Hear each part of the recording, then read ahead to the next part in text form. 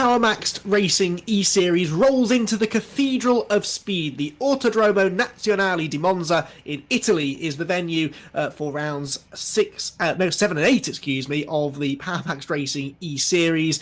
We're approaching the halfway point of what has already been an ultra close, ultra exciting a minute championship, and still no clear idea really who the championship favourite may be. We've seen some truly astonishing racing as well over the course of the last few weeks. The good news is there are still plenty more races to go before we crown our first ever Powermaxed Racing eSeries champion. Thank you for joining us wherever you are around the world. Hope that you've been keeping up with all of the racing action throughout the first 3 events of the season, and we thank you for your continued support of this brand new championship, which really has caught a lot of people's attention. It pits top level sim racers against real life professional drivers. So far, the pros have not had it easy at all. In fact, they've yet to win a race outright. So maybe tonight be the chance to see some of the more familiar names appearing towards the sharp end of the field. Well, my name is Andy McEwen, up here in the commentary box, joined as ever by Dan Blake to talk you through all of the action.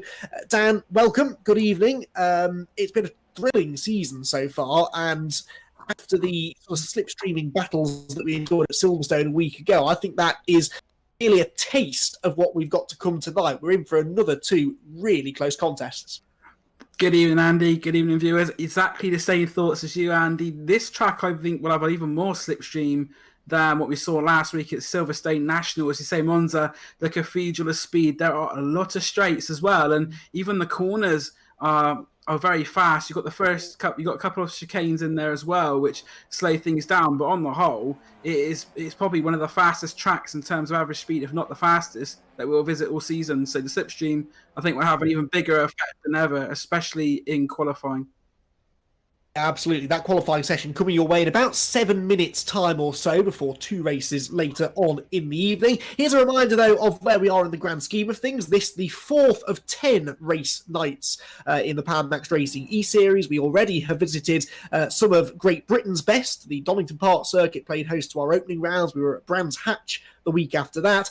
And a week ago, the national circuit at the home of British Motorsport, Silverstone, where we briefly then bid farewell to the UK circuits to head here to Monza for rounds 7 and 8 before heading back to the UK for Alton Park and Snetterton over the next couple of weeks. Then another 2, one European and 1 American adventure. We head to the circuit to Catalunya in Spain for rounds 13 and 14, then Lime Rock Park in America the week after that, before the final 2 race nights of the season at arguably the 2 most famous circuits in the UK, the international circuit at Silverstone, and then the magnificent Brands Hatch Grand Prix circuit will play host to the championship decider.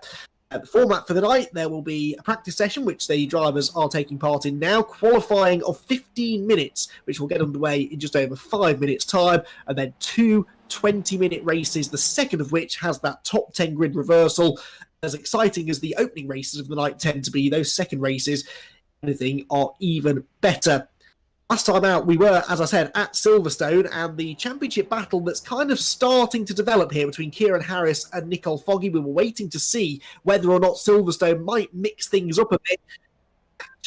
Came out of the Silverstone weekend just exactly where they were going in, because they both got themselves a race win. Kieran Harrison won the first race of the night with Ollie Peacock second and Johnny Brandon rounding out the overall podium, whilst in the pro class, remember there's a separate class for the pro drivers within the race itself, Josh Malin, who is very much turning into the man to beat in the pro class, he took another class victory in race 1 with Jan Ehrlichet second and James Collado getting on the podium in third.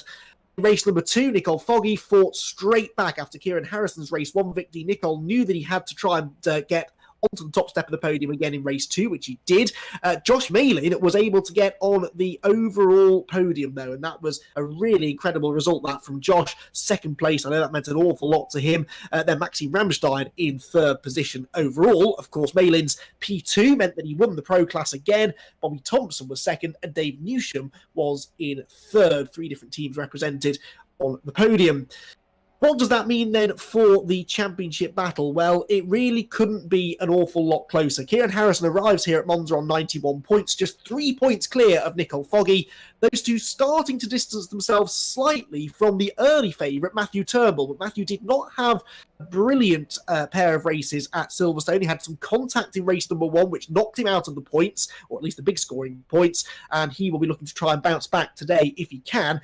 21 points off the lead and only 10 points ahead of fourth place man Maxime Ramstein, Ross McFarlane fifth. The top pro driver in the overall standings is, perhaps unsurprisingly, the pro class leader Josh Malin, and sits 8th in the overall points, arriving here at the 4th meeting of the season. Well, some brilliant racing, as I said. The championship really is very, very finely poised. One driver that we haven't been able to mention so far, as much as we'd like, maybe, at least as far as getting podium results, been Tom Onslow-Cole. He's one of the very well-known pro drivers that we've got racing with us in the Power Max Racing eSeries. Tom may not have had an overall podium, but he certainly has caught our eye with some of the that we've seen him involved in out on track. And I'm delighted to say that Tom joins us in the commentary box now. Tom, I hope we're not disturbing your practice session, first of all. How are things going so far tonight? Steady, but this has not been unusual so far. I've been having the best time, but this is ultra competitive. It is, but then that's kind of part of the appeal, isn't it, really? Because you guys don't want to be putting yourself up against people you know you can beat, and my word, you can't beat these people easily, can you? No, absolutely not. I've been having some of the most fun battles, some incredible moves, and really cool racing. It's just been not at the right end of the grid, but I am trying to work on getting there. But it's it's a slightly different discipline, and it's taken some adjustment. We here in the UK know you predominantly, I suppose, for your touring car racing history, but it's fair to say actually that in more recent times your career has definitely taken on more of a GT racing flavour. So have you found it difficult at all to transition back into what is a kind of unique form of cut and thrust racing? Not at all. I guess you don't forget these things, and I think GT racing probably has a bit of a stigma around it, where you think it's not as a cut and thrust and as competitive. But wow, when the manufacturers are involved and you're racing globally, the competition level in GT racing is extremely high. And in the sprint races, the battles are the same. It's just all happening a bit quicker. Jumping back into front wheel drive has been really fun. It's nice to be able to get it really out of shape and know that you can get it back, and it's the same with the battling. I guess you can afford to push that little bit more because you've got that safety net of driving out of it. Well, you've certainly been pushing, and as you've alluded to, you've been involved in some terrific scraps all season long. I don't think you're going to have a quiet night tonight either, are you? Because this circuit, perhaps even more so than Silverstone a week ago, is going to really generate close racing. Toe is going to be massive as well, so it could be a bit of a free-for-all, couldn't it?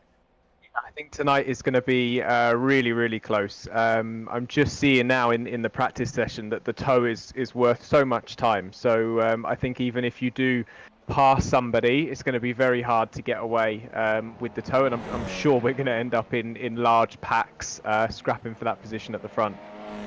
Well, best of luck. Hopefully we will get to talk to you on the point this season, but it's been an absolute joy watching it out on track, and we're really happy to hear that you're enjoying it too. Yeah, thank you very much.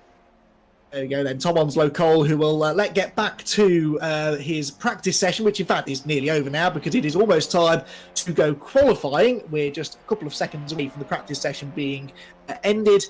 The check flies now. For what it's worth, in the practice session was Jack Sedgwick with a 2 minutes 3.3. So that's an interesting name to see at the top of the tides, with Matthew Turnbull second, Kieran Harrison third, and Nicole Foggy fourth. They're the top three in the championship, but not in that order. It's Harrison, remember, that has the advantage in the points arriving here at Monza.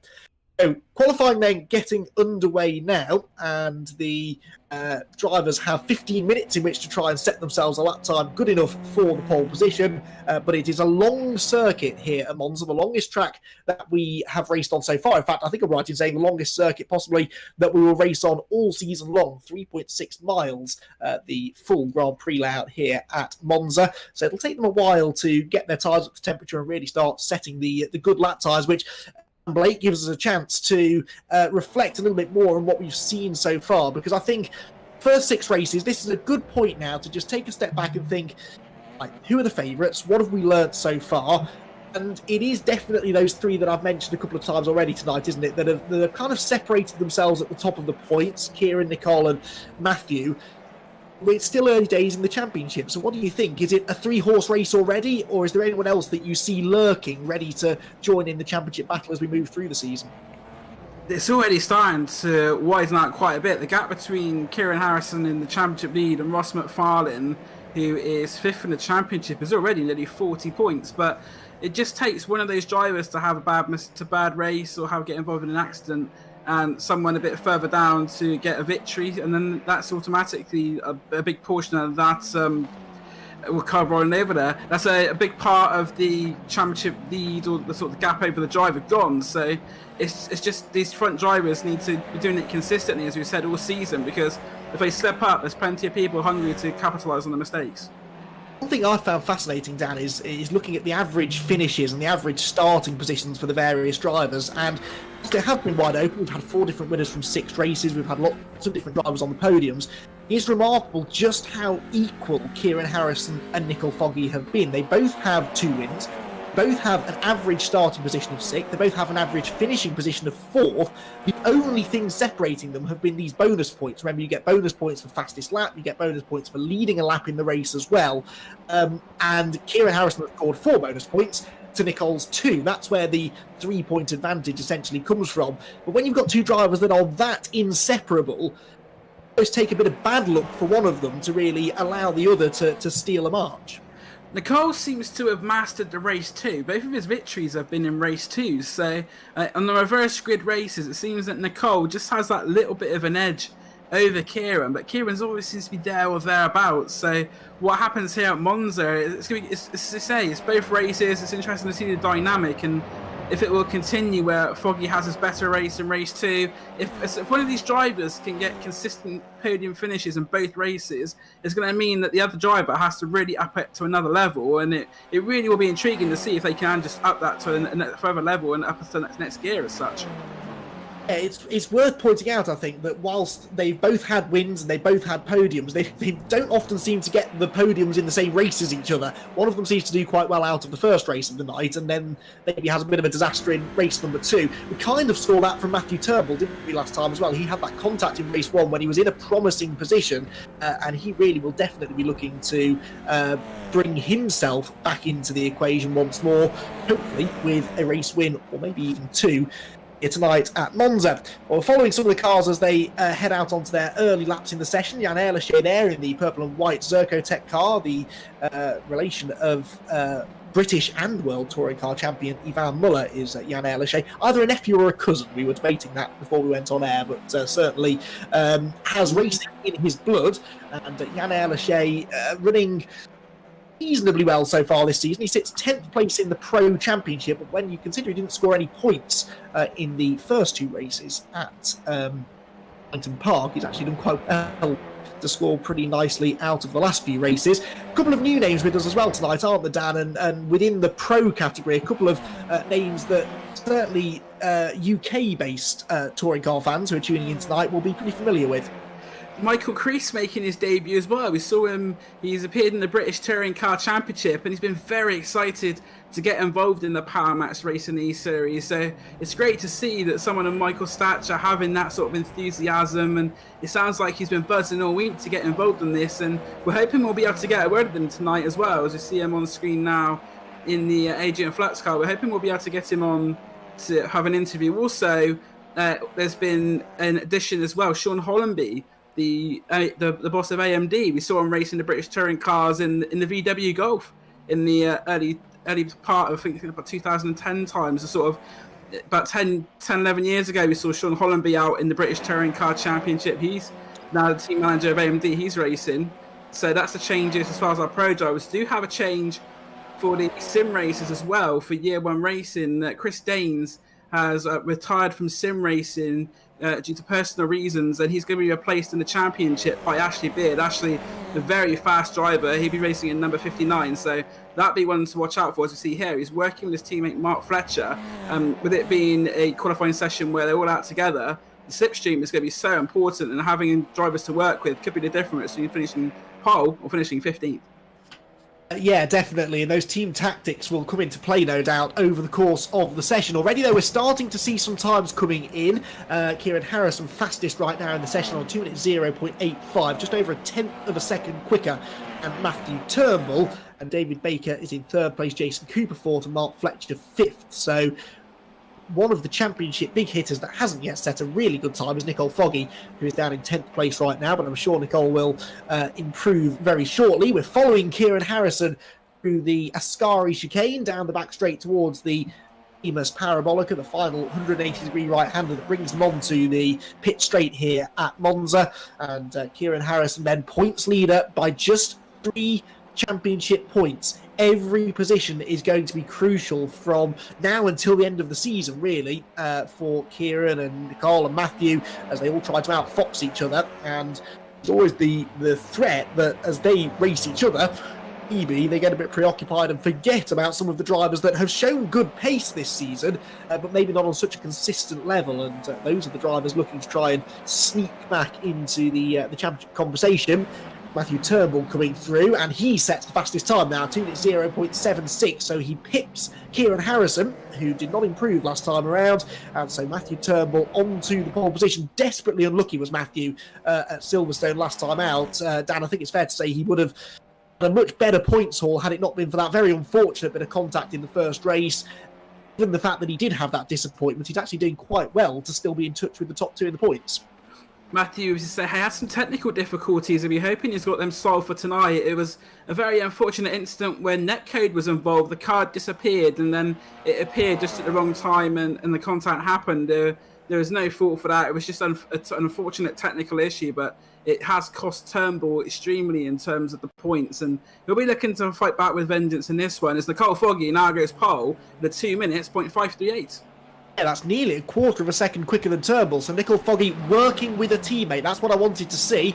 Graham Sessford operating the cameras for us once again. Read my mind. And the number 44 car benefiting there most definitely from a tow from his Johnny teammate. Brandon, that would be, the XPR drivers.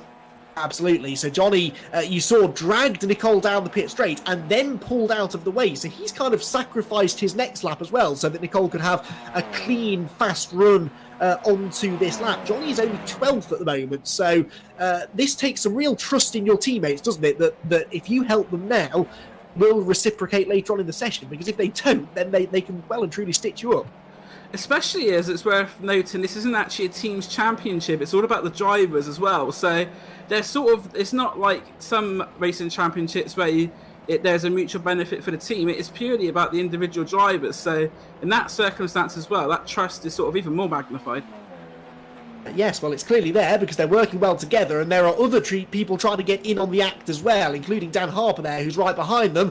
Meanwhile, Nicole Foggy is on pole position no longer because Jack Sedgwick, who was quick in practice, remember, has just leapt onto provisional pole position at 2 minutes 0.48. Jack Sedgwick is 5/100ths of a second quicker than Nicole Foggy. So Sedgwick now to the pole. Matthew Turnbull is down to 4th place now because Jason Cooper has just jumped into 3rd. So lots of improvements coming at the moment as we move into the second half of the qualifying session now. And already we're seeing exactly what we thought we would. People who we've not been talking about as championship contenders so far are starting to get themselves amongst the regular front runners. They're learning as the season goes on. And we always expected this, didn't we, Dan? We always expected there to be some drivers that started off a bit hotter than others. Now I'm really interested to see, as we get through these next 3 or 4 or 5 race nights, who are the new drivers that are learning on the go and getting fast enough now, maybe, to compete for race victories. That's exactly the point. The iRacing service has only actually had the Audi TCR car for an iRacing season, which is 3 months. So the car is still relatively new for everybody as well. And some of the drivers may not have even touched the TCR until sort of the qualifying process for the Power Max Racing eSeries. So they're getting more experience behind the wheel of the car. And it's great to see that sort of different people. There's names in the top 10, sort of David Baker also, Dave Newsham up to 8th as well. So a great time there by Dave Newsham, and he is currently the leading pro runner. Yeah, if this was the reversed grid that we were deciding here, and it was 10th place that would be on pole position, we'd have a very interesting front couple of rows, because Jan Ehrlich is 10th at the moment, Bobby Thompson is 9th, and Dave Newsham is 8th. So 3 of our very distinguished pro drivers all running just at the back end of the top 10 in this qualifying session. But of course, if they finish in those sort of positions in race 1, that could get them up to the front in race number 2. Speaking of pro drivers at the front, though, Michael Epps, out of the blue, has just set the 3rd fastest lap time, and he's only 0.13 off pole position, except he isn't anymore because 2 people improve. Matthew Turnbull goes 2nd, Kieran Harrison goes to the pole position, and just like that, it's all changed around again. Harrison on pole now with a 2-minute 0.14. That's a quarter of a second clear of Matthew Turnbull's 2nd. Sedgwick, who was on pole 30 seconds ago, is down to 3rd. Nicole Foggy down to 4th. Michael Epps now down to 5th, but that is still a really impressive effort, that, from Michael, who we've spoken to a couple of times, haven't we, Dan? And he's always been saying that he is strode dear. That's Michael Crease there making contact with the number 90 car of Josh Malin. That will go down not particularly well. But yeah, Mike Epps has been telling us, hasn't he, Dan, that he has been struggling for just outright pace so far this season. Struggling today, and whether or not that was because of a slipstream is almost irrelevant. He's still driving the car well, and it's really nice to see him in the top 5. Yeah, very welcome return for Mike, who missed last week due to his internet issues he's been having. So looks like they've been solved, and he's on the pace again. To say he's now, in fact, Daniel Harper goes 4th place as well. So Daniel Harper, another one of the pro drivers who, I think Daniel Harper won the first 4 rounds of the Pro Championship, so he's now up into 4th place ahead of Nicole Foggy, and that's the last thing that Foggy's going to want with Harrison on pole position, is that he's got pro drivers now getting in the mix as well. And I think this is really the first qualifying session where we've seen a number of these pro drivers getting into the top 10 and amongst the mix of the sim races. Dan Harper won the first 3 rounds of the championship within the pro category, so he scored 60 points within the first 3 races of the season. Next 3 races yielded just 4 points. So he has had a disastrous last couple of rounds, really, after a really dominant start to the season. So Dan, who was on the pace at Silverstone, but unfortunately was in the wrong place at the wrong time on a couple of occasions, got caught up in other people's accidents and didn't score, or only managed to score 4 points in class throughout the entirety of those 2 races. And that meant that arriving here at Monza, he had dropped down to 4th in the Pro Championship and was 40 points off the championship leader Josh Malin. So yeah, Dan definitely with a point to prove, I think, tonight, as he tries to get himself back into the Pro Championship battle. Kieran Harrison has still got the pole position then with a 2-minute 8.4.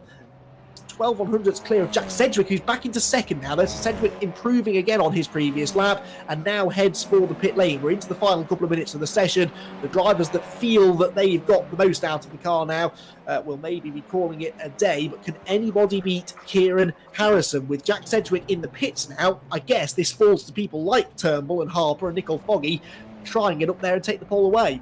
Harrison just actually had a contact going through Prima Variante, which caused damage to his car and also invalidated his lap time. So I don't think he'll get round for another lap either. So, and he's back into the pits. So that's the end of Kieran Harrison's session, and quite a few drivers, as Johnny Brandon now goes into 4th with a 2-minute 0.479. So Nicole Foggy has repaid the favour back to Johnny Brandon, and Johnny Brandon slots himself onto the 2nd row and is pushed Nicole Foggy back into 6th place. But at the moment, our top 5 are Kieran Harrison, Jack Sedgwick, is Turnbull in 3rd, Brandon 4th, and Harper in 5th, with Nicole Foggy 6th, and just 4 tenths separating those drivers. Yeah, so Brandon came out of that better than Foggy, really, because he's ended up 4th and Nicole is 6th. So that little team plan has not really worked out quite as well for Nicole, who is the higher of the 2 in the championship. But as Dan said, there is no obligation whatsoever for drivers who are running the same liveries to work together as an official team. Thompson we're following now. He was in the top 10 a couple of minutes ago, along with Dave Newsham and Jan Ehrlichie. They are now 16th, 17th, and 18th. Newsham, Thompson, and Ehrlichie in that order. So they've slipped down quite dramatically in the last minute or so. Quite a few drivers, though, have headed for the pit lane. Dan Harper in 5th is the highest placed driver still going. Running with Nicole Foggy as well. They're nose to tail still, those two. So maybe we'll see a late improvement from one or both of them. Max Coates here makes his way out of the second Lesmo, down the hill towards the Ascari chicane. Max is down in 30th at the moment, really struggling for pace, it would seem. Quite a few drivers as well have not set a time. George Bland, Michael Crease, Sean Hollenby and Ricky Collard all yet to set a time in the session. So they, at the moment, will be starting from the back of the grid. It's interesting to see that Max is so far off the pace. I just think he's far. Ricky Collard puts the time in now, but only good enough for 30th place. And it just shows that if you don't have a slipstream or anyone to work with, that it really can cost you, because Max Coates 5 seconds off the pace. I don't think that's truly just down to slipstream. I think maybe he's been having some other issues during this qualifying session, but it's going to be turn 1 at Monza. Always is. It can be a bit of an event in terms of the braking zone. So what happens at turn 1 could be quite paramount in the race, because all it takes is a bit of contact and you get spun around in the field, and that could be your race ruined. I'm far from a sim racing expert myself, but I have taken part in a few online lobby races at Monza, and I know how stressful it can be to lead a field of maybe 8 or 9 cars into that first corner, because if one of them misjudges the braking behind you, there's absolutely nothing you can do to avoid being rear-ended and taken out of the race altogether. Well, we are expecting a grid of about 35 drivers heading into that first turn in a moment or so. So it could be a very busy run through the first sequence of corners. Newsham then slowing down as he goes down the back straight. David Baker, we're following now in fact, I think he is the last driver yet to set a lap time. And he turns through the Parabolica in the number 16 Fuchs liveried car. In 16th place at the moment is Dave Newsham. He will complete this final lap, though, after which we should be able to run you through the grid for our opening race of the night. And in fact, he bails for the pit lane, so no improvement for David Baker. One is still out on track, so too Dave Newsham. Kind of. There's Lee Horn. Lee Horn is languishing down the order somewhat in 25th place right now. But the Next Gen Racing car going to pull to the side of their own. Next Gen, who are the people responsible for the championship, really. They take care of all of the technical side of the Powermax Racing eSeries, arranging all of the races. They work with the racing to put it all together. They've done a lot of hard work behind the scenes. So thank you to Lee and Jamie and everyone at Next Gen for helping us to put together what has been a remarkable spectacle so far.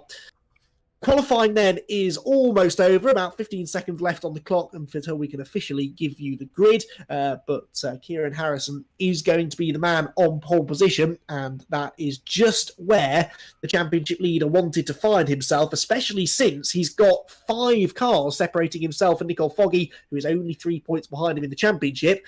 One of those cars, though, is Matthew Turnbull right in between them, so top 3 in the championship are all in the top 5 on the grid. Here then is the grid for the first race. It is Kieran Harrison and Jack Sedgwick, row number 1, Matthew Turnbull and Johnny Brandon, row 2, then Dan Harper and Nicole Foggy on the 3rd row, Ollie Peacock and Michael Epps in the 4th row together ahead of Mark Fletcher and David Baker. Then just outside the top 10, Jason Cooper and Maxime Ramstein. Thought we might have seen more from Maxime. He was one of the pace setters at Silverstone a week ago.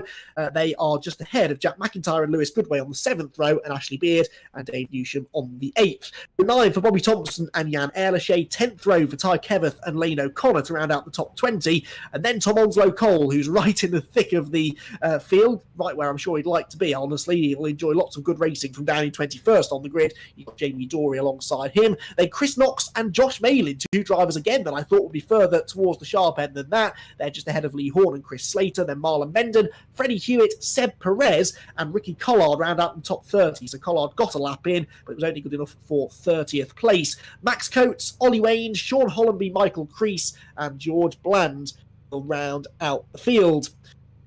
So we have the stage set then for our first race of the night. Kieran Harrison and Jack Sedgwick will share the front row of the grid. Jack Sedgwick, remember, is only 9th in the championship. His average finish is 10th place so far this season. So if ever there was a driver that could do with a race win, it is the man starting on the outside of the front row of the grid. Whether or not he will be able to That we shall find out, I suppose, in the next minute or so. We are waiting still for the last couple of cars line up on the grid, but Dan, this is going to be a really, really interesting race, isn't it? I'm looking forward to it immensely. Another driver who we saw better of earlier in the year, who may be a factor, is David Baker as well. He had a bit of a rough time at Silverstone, but Brandon Donington, David Baker was constantly in the top 5 as well. So maybe another name for us to look out there as well. Yeah, absolutely. So the lights then are on. Dan, why don't you take us through the start? Here we go, the lights are out, and there's a car missing from 7th on the grid. It didn't appear, but it is Harrison who has got the lead at the moment, and Turnbull up into 2nd place. So Turnbull has taken the jump there past Jack Sedgwick, and there's a car off in the barrier as well, mid-pack, and there's a little bit of carnage further back, but at the front, it is Harrison leading from Turnbull, and it looks like there's been some more contact further back, but the leaders are going through at the moment as we see them all. There's one going across the grass there as well on the exit of turn 1, but the majority of the field seem to have got through in one piece, and it's Kieran Harrison who has the lead. We're on board with Harrison now as he goes up towards the second varianta for the first time, and you'll see them take a lot of curve. There we go. These TCR cars can get some very good angles there, and there's a bit of contact there further back, and it's just getting all stacked up. But on the whole, it looks like everyone has got through okay. That's actually Beard there as well. He is racing in a pack which involves Bobby Thompson, Josh Malin, Lewis Goodway, and Lane O'Connor. So that's sort of towards the bottom end of your top 20, but at the second Lesmo, it is Kieran Harrison who has the lead, and Turnbull not far behind him in second, and they are trying to pull away from Jack Sedgwick in third, but of course, with it being Monza in the slipstream, I think that's going to be very hard. Indeed it is. Well, Dan, I'm going through a couple of technical issues at the moment, so I was hanging on your every word there, trying to figure out what was going on at the start of the race, because I didn't actually see it myself. But it sounds like Kieran Harrison, with the race lead, now his job is to try and escape out in front here, especially given the fact that Nicole Foggy is already making progress up those 2 places into 4th place now, Nicole Foggy. Kieran Harrison really wants to try and distance his championship rivals. That is going to be a lot easier said than done, though, isn't it? Oh, nearly 3 wide going into the Parabolica there. That's Mark Fletcher involved with Dan Harper and Johnny Brandon. And as you say, Nicole Foggy's done a fantastic job to get up into 4th place. And this is going to be the opportunity that Turnbull needs, as Dan Harper looks like he's going towards the pits. He may have jumped the start. So Dan Harper, one of the pro drivers who say he won the first 3 races for that pro class. He is now in the pit lane. There's a few cars as well who've had accident damage and are in the pits as well. There's 3 or 4 of them in there, but the desperately bad times for Dan Harper, who finds himself now into the pits to take a penalty, it looks like. But Johnny Brandon has got up into 5th place past Mark Fletcher. So the XVR cars are currently at 4th and 5th. And I believe our director, Graham Sesswood, has a replay for us.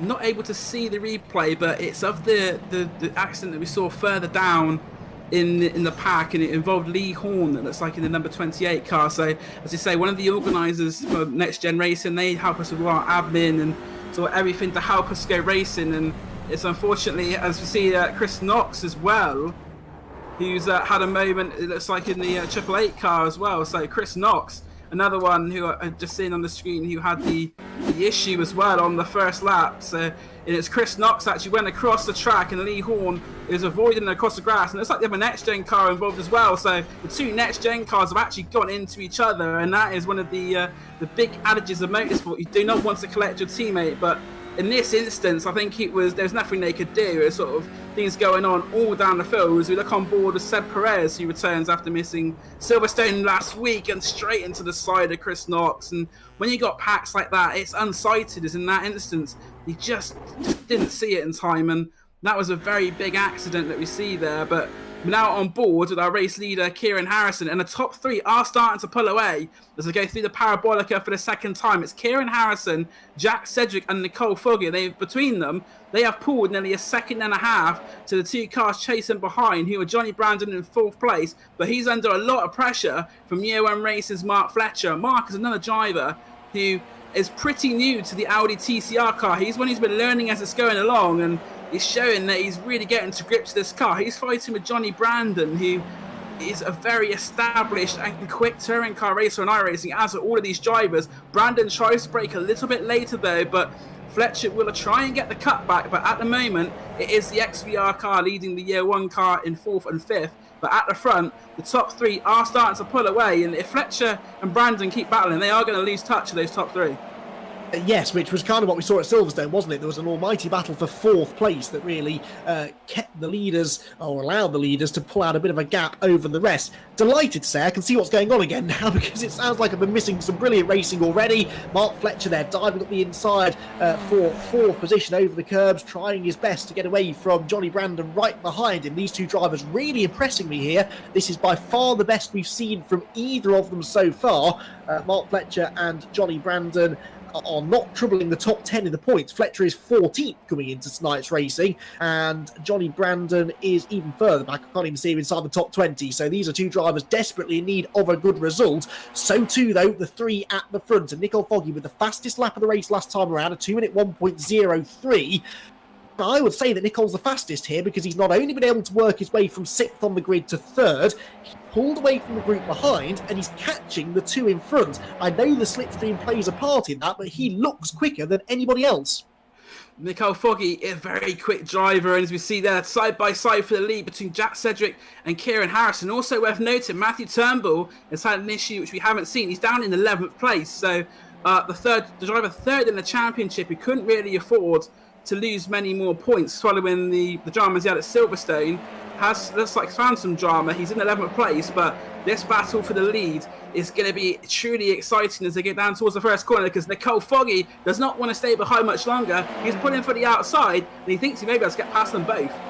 The straights are long enough here that you can overtake, obviously, not just 1, but 2 cars in a straight line if you get a good enough slipstream. He tries to go around the outside of both of them, but Jack Sedgwick is having none of it. Turns into the chicane just in front. They leave each other just about enough room. A bit close on the exit of the corner there, but that means that Sedgwick will just about get the better run off the turn, and Nicole Foggy goes from 3rd to 1st, back to 3rd again, because Kieran Harrison this time has the tow.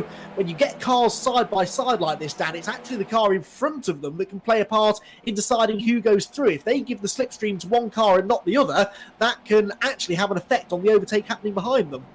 It's a massive advantage to have that slipstream, and as you say, it's sort of the leader who controls. If there's one driver that he thinks he has a better chance of fighting than the other, then he can sort of manipulate that himself. But while they've all been fighting, Mark Fletcher got the gap now down to under a second as we look towards another battle further down. This is just inside our top 20, involving Tom Winslow, Cole, Marlon Menden, Ricky Card and Chris Knox. The pros are getting together, and it looks like they're having a right ball. Ricky's gained 9 positions. This has been a good drive for the number 21 car, who's caught his works teammate, Marlon Menden, right in front. You make the point they're fighting over 20th position right now. Triple Eight is Chris Knox, another that I said would move forward, and speaking, he's picked up 1 spot, started 23rd, he's now 22nd, but he is right on the tail of that group of cars in front. This is what we're going to see a lot of this evening. I think little pockets of activity, groups of 5 or 6 cars all running similar pace, and really all the drivers within those groups just want to get to the front of that group and then try and catch the next one, but that is not going to be easy to do. On board with Knox then, out of Ascari, they all get a pretty equal exit from the chicane, so let's see what sort of slipstream effect there is. Tom Onslow Cole is the one leading the Crocodile, which is heaving its way down the back straight as they try and break the tow, and actually Chris Knox there, despite getting a good exit from the chicane, not able to close on the cars in front. He'll therefore be glad to see that they're starting to mix it up side by side now between Menden and Collard. Collard on the move here, Dan.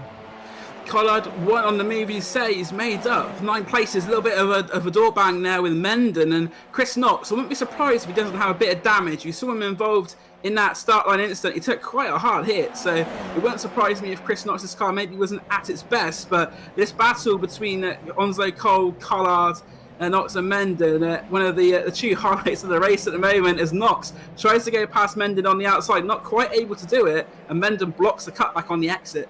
Of course, they're all trying to get past Tom Onslow Cole, who always does seem to find our cameras, doesn't he? It is a particularly good-looking car, that Miltech Sport Audi, but he seems to be placing it right in the thick of some of the closest battling, race in, race out. He's got no defence here for Ricky Collard, who goes up the inside of Tom Onslow Cole, Collard passes Onslow Cole. I've heard that somewhere before, but this is Ricky Collard, son of multiple BTCC race winner Rob, who is at the wheel of this works car, and he is working his way nicely up the order. That puts him now into 19th position.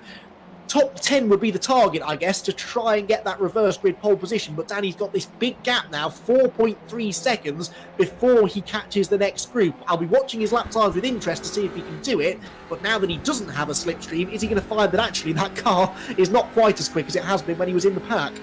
I think it's going to require the pro drivers to work together and just to try and catch up. But at the front, we've got a massive battle here between the top 5 in Mark Fletcher and Johnny Brandon, of course, up to our trio of drivers at the front, Jack Cedric, Kieran Harrison and Nicole Foggy, and it's actually Jack Cedric who now has the lead. So Cedric leads with Harrison and Foggy running out the podium, but Mark Fletcher and Johnny Brandon stalking their every move. Yeah, they're right with them, aren't they? And they've now pulled 2.6 seconds over David Baker in 6th. So I think unless there's a real mix-up now amongst the top 5, it's likely to be these 5 drivers that will contest the race victory. We're about halfway through the race now. And positions are going to keep on changing, I think, almost by the corner. Nicole Foggy and Jack Cedric are side by side into the chicane. There is Foggy, and there's a bit of contact this time, giving each other plenty of room up until this point. But at what stage do you think that level of respect might just start to slip away a bit? Because as we work into the second half of the race, suddenly each overtake could be the one that makes the difference for the race win. I think it's still a little bit too early as we see Mark Fletcher. This is a fantastic camera angle we're seeing.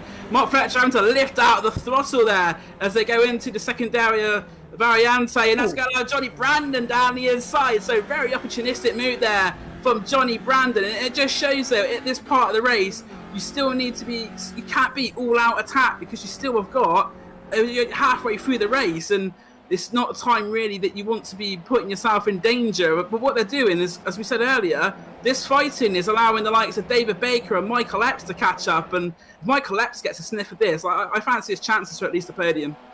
Jason Cooper as well, and don't forget Matthew Turnbull, who's dropped down to 10th place, but Matthew Turnbull is a championship contender, and he is on the back of that next pack of 5 cars that is catching the race leaders. They've taken a second out of the leaders already this lap, and they continue to close. We're on board with Matthew Turnbull now. This is 10th place, but off in the distance, look, there are the leaders. So actually, if they keep on at this rate, we could have a 10-car fight for the lead, and then it's only another second back to the next little gaggle of cars. So really, it's true NASCAR style racing, this, and this again is kind of what we touched on at Silverstone a week ago, but we're seeing it really exaggerated here at Monza with these super long straights and plenty of places to take your run if you get it. It's a nice wide track, there are lots of overtaking opportunities, and so rather than just following each other around in a long line all race long, they're really able to mix it up. On board then with Foggy, side by side with Sedgwick down the pit straight, but the top 3 are covered by 7/100ths of a second according to my timing screen, which means that Kieran Harrison must be around here somewhere.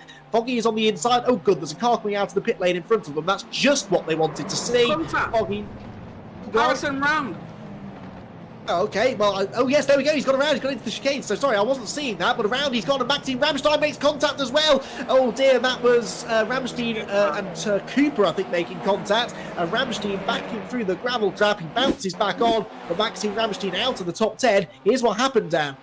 So it looks like Harrison has made contact with Mark Fletcher. It looks like they sort of just met in the middle there, and we were just saying earlier about what can happen if you have a bad race and the championship rivals in front of you have a better race. And as you see there, it was just the slightest of nudges between Harrison and Fletcher, but it's going to cause Kieran Harrison a lot. But with the cars so close together, it could still be the case that if he's able to get back at the back of the pack, that he'll be able to, as we now look on board with Mark Fletcher in 3rd, and what's happened to Harrison down into 10th place, and there is a bit of a gap now, so that could be a hammer blow in terms of Harrison getting decent points in this race, especially with Nicole Foggy as championship leader leading it. Yes, but he's within a second of Jack McIntyre, who is within a second of 7th place or so he could get more points out of this one. And don't forget, whoever finishes 10th in this race is on pole position for race 2. So this could be almost the reverse of what we saw happen to Nicole Foggy a week ago at Silverstone, when Nicole had a bad first race and fought back thanks to the reverse grid in race 2 to outscore Kieran and bring that championship gap back down. Maybe that's what Kieran's going to have to do today to try and overcome this. We're on board with him now then, the man that was leading the points coming into this race. As things stand, not been leading the points, but thinking long term into the second race later on, maybe he can still find a way back to the top of the pile. Matthew Turnbull, by the way, has the fastest lap. That's worth a championship point, 2 minutes 0.45. Because tyre wear isn't a huge issue here at Monza, and these long straights and the slipstream we've spoken about all coming into play as well, I think we could still see fastest laps being improved upon later on in the race. Right now, it's Turnbull who is the fastest driver out there. Matthew Turnbull, we've seen him have a lot of pace during the course of the season, but he's just not had the luck. Also, another driver that had a few issues on that lap was Ricky Collard. I saw him going straight on to the Variante Ascari, hitting the barrier. So Ricky Collard, who was in this fight with the Menden Onze Cole, has lost a lot of time and has dropped 13 seconds behind. We have a replay. Oh, it's contact with Tom Onze Cole. So that's what's happened there. Onze Cole and Collard have made contact on the entry to the Variante Ascari, and it's the BMW factory driver Collard who's come off second best in that one. Oh dear. Well, those two were battling away earlier on, weren't they? We saw Collard go past Tom, and Tom fortunately getting into it there a bit with Ricky after that point as well. Nicole Foggy then with the race lead right now, and actually 0.2 of a second clear of Johnny Brandon, who is second. So that little spin for Kieran Harrison has had an effect on the cars at the front of the field. I've lost my pictures again, by the way, unfortunately. I'll try and get that sorted. What I can see on the timing screen is that Kieran Harrison has caught up now to Jason Cooper and Jack McIntyre and Matthew Turnbull. Once again, the top 10 cars all in one long line. Harrison could still gain some places here.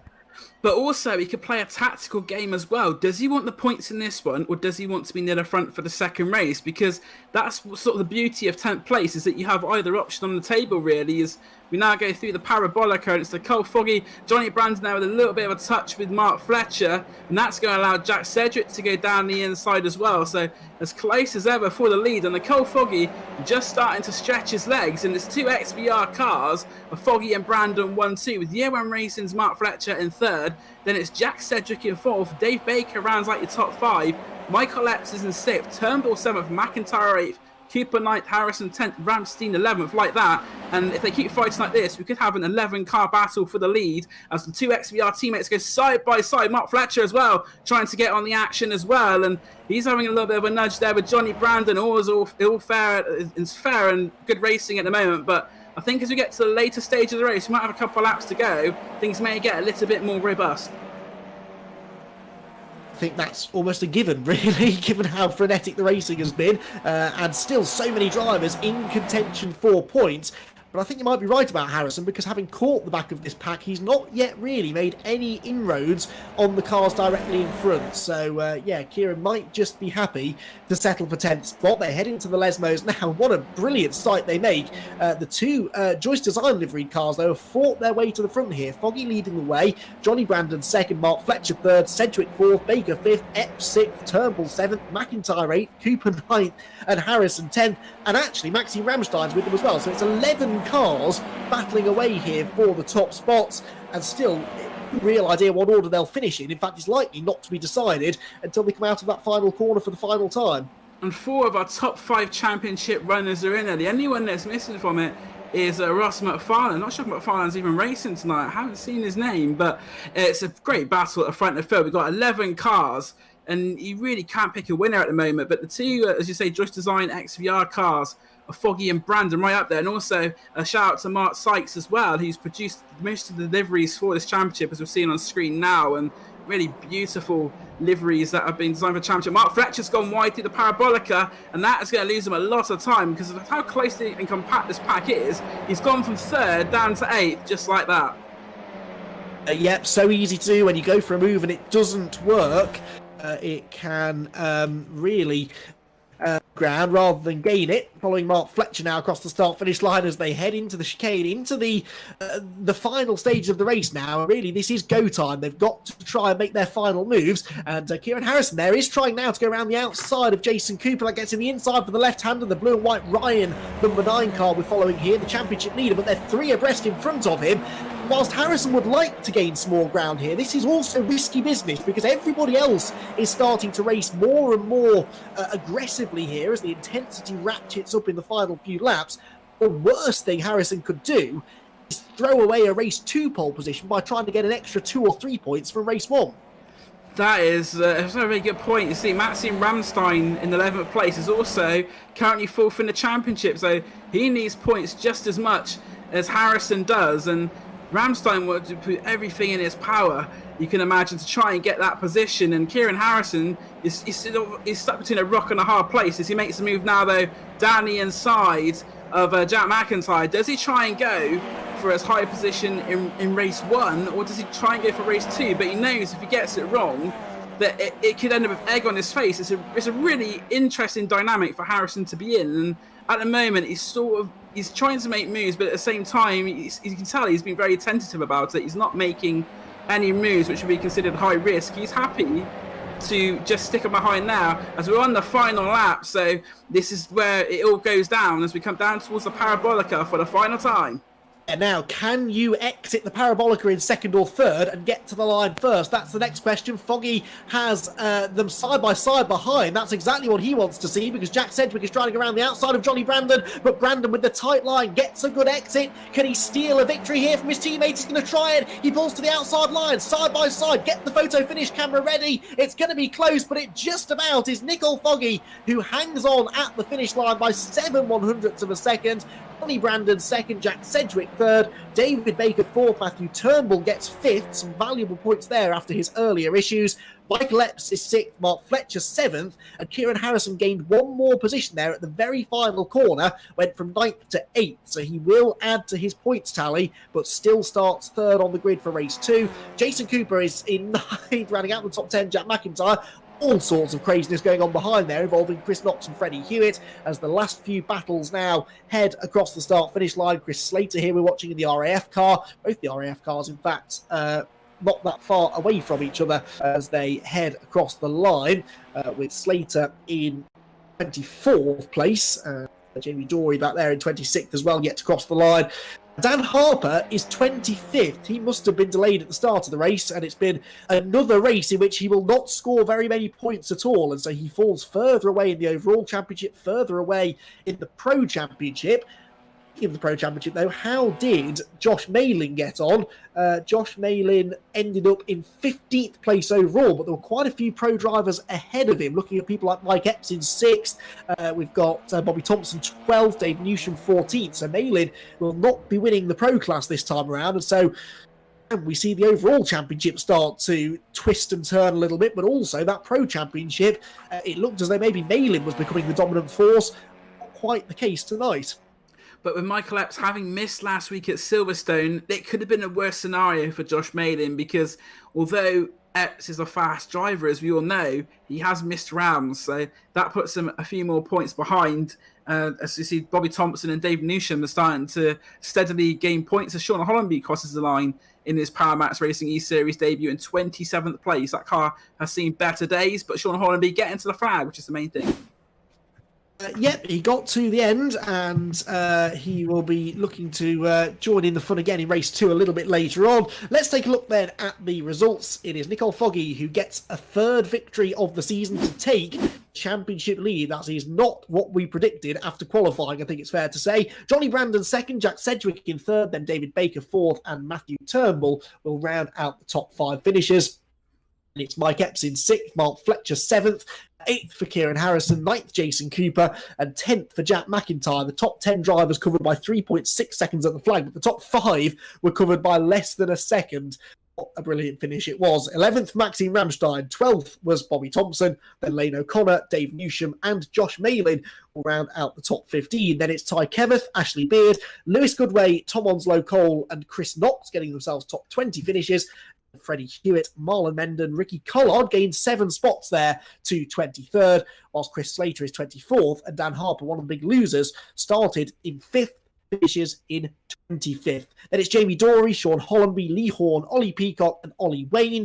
We have 30 drivers running at the end. Michael Crease, Jan Ehrlichet, Seb Perez, Max Coates, and George Bland were all on finishers. The biggest mover in that race appears to have been Josh Malin. He gained 9 positions from where he started, but there are an awful lot of drivers who gained an awful lot of positions in that race, as we kind of thought would be the case. So I think it is time to have a chat with our Finishes then, and we will start with our race 1 winner, Nicole Foggy, who will drag into the comms now. Nicole, well done, a 3rd race victory, and with Kieran Harrison's issues dropping him down to 8th place, that gives you the championship lead. Not bad so far. Hey, how's it going? Yeah, not too bad. Anything could have happened in that race, and it sort of did. Kieran I think he got hit back from Fletcher, was it, coming into the first chicane? So unlucky for him for sure. No doubt, something's going to happen to me at some point. Well, hopefully not, but we'll see what happens. Feel like a positive outlook, isn't it, Nicole? It's going to be an interesting second race, I think. You're, of course, going to have to come from 10th on the grid, and the advantage of Kieran is that he starts 3rd on the grid. So is your game plan going into that second race? You've got to try and beat him if you can, I guess. I mean, I think I'll be taking it decently easy at the start. Because we were doing a bit of pushing at one point. And it's trying to decide when am I going to make the pass and how long should I push for. And I think I made a mistake on the first one, especially I made a mistake on the pass anyway, so I didn't make it against Sedgwick and Harrison, and then I decided to wait a little bit longer, and it seemed to work out. So we'll see if something similar happens in the next one. Indeed we will. Well, best of luck for race number 2. Hopefully we'll see you back up here again in the second race. But congratulations on the 3rd race win of the season. Nice one. Thank you very much. Foggy then, our race winner, Johnny Brandon, came home in 2nd place. Johnny, congratulations. Welcome to the podium. That was exactly the kind of result you needed. Yeah, thanks very much, guys. That was great. I'm sweating. Me both. It was intense, that, wasn't it? Yeah, proper intense, that one, but thoroughly enjoyed that. Chuffed to bits, and Nicole got the win, so perfect. We saw you two kind of working together in qualifying earlier on. Was there a game plan at all going into the race as well, or was it every man for himself? There was a game plan. Try and help each other. Nicole needs the points. Well, they're more valuable to Nicole than they are to me. I arguably need them more, but they're more valuable to Nicole. So that was always part of the game plan. But it's all right to have a game plan, but to have it play out is a completely separate issue. And yeah, we had a bit of luck there. It come close for me a couple of times. It was a little bit scary a couple of times, but it was great.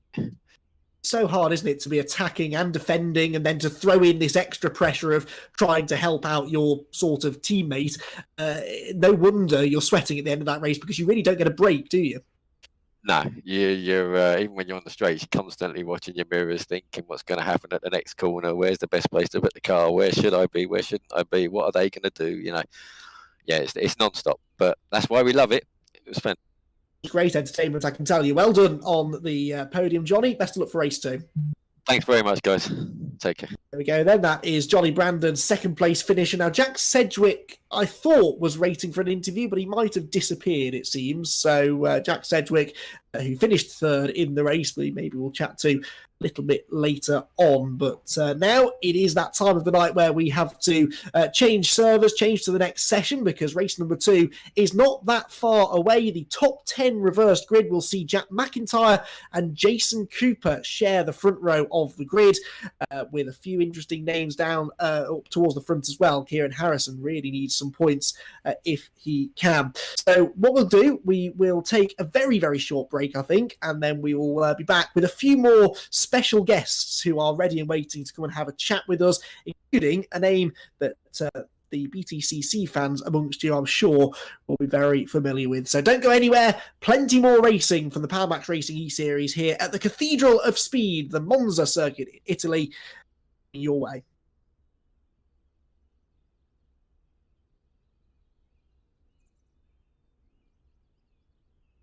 I've got that lightning inside me, son of a god. I'm like a titan that's rising on, just you watch. I'm stepping into fate. There is no time to waste. I've got that lightning inside me. This is how legends are made.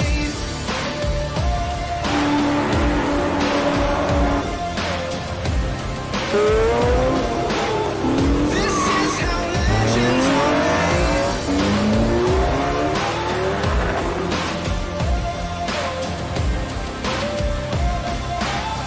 This is how legends are made. cranking up on the throttle, victory is mine. Show you the harder the battle, harder I fight. I've come too far to quit. Step back, I'm going in. I'm cranking up on the throttle. This is how legends are made.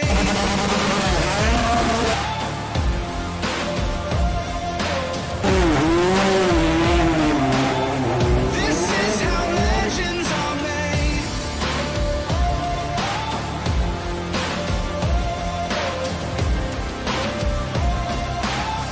This is how legends are made. I got the lightning inside me. Just you watch. This is how legends are made. I'm like a titan that's rising. Oh, just you watch. This is how legends are made.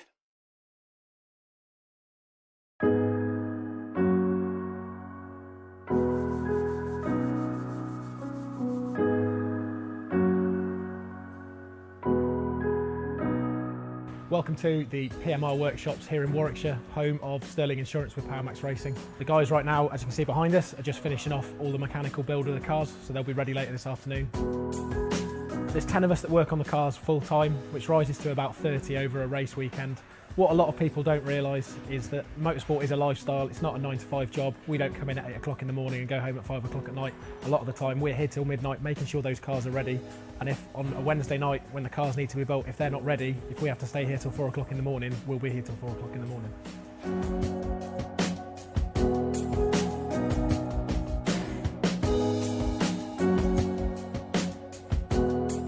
Touring car racing being what it is, rough and tumble is very much a part of the game.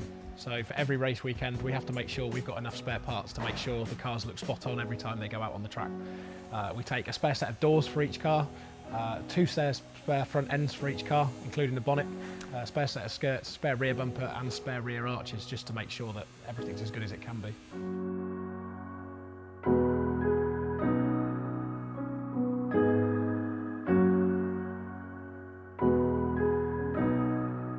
We operate what we call a lifing system on all of our components. So every single component on the car has a serial number on it. We have a computer system that logs that to make sure that everything from brake discs, drive shafts, basically everything on the car. We know exactly how many hours work it's done, exactly how many kilometres it's done, and when and where it was used. Every time the cars come back from the track, first thing we do is what we call a set down, so that we put back into their standard setup, and then we'll make sure that the car is perfectly straight and as it should be, especially if we've had an incident over the weekend. If we have, and we suspect the shell might be bent, it'll go down to our fabrication shop. So by Tuesday lunchtime, the cars are completely stripped to a component form, and by mid-afternoon, the shell will be on the jig, and Colin, our fabricator, will be working on making sure the car is completely straight.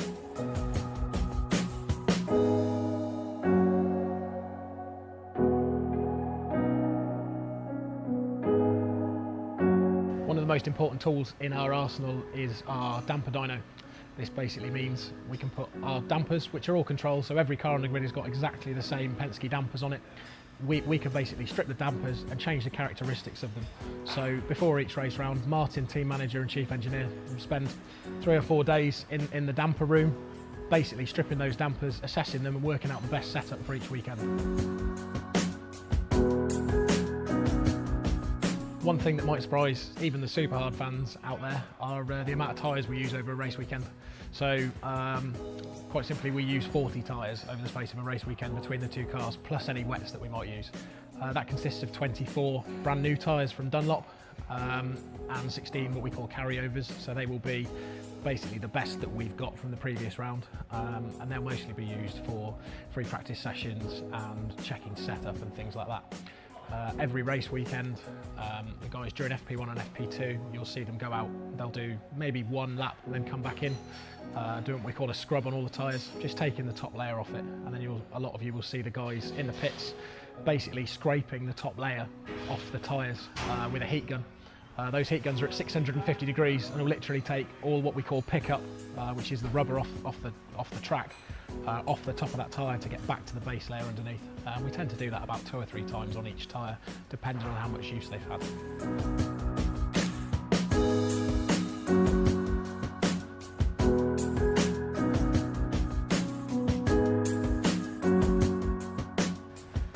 We've now got a 5-week break between Alton Park and Snetterton.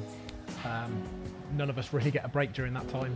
It's used more of a time for development, so things that we've been working on through the year, looking at data that we've had throughout the year, and we'll use that to look at how we can improve the cars for the rest of the season. It's been a good year so far. There's been some ups, some downs, but generally it's been pretty positive, and we're looking forward to seeing what the rest of the year is going to bring.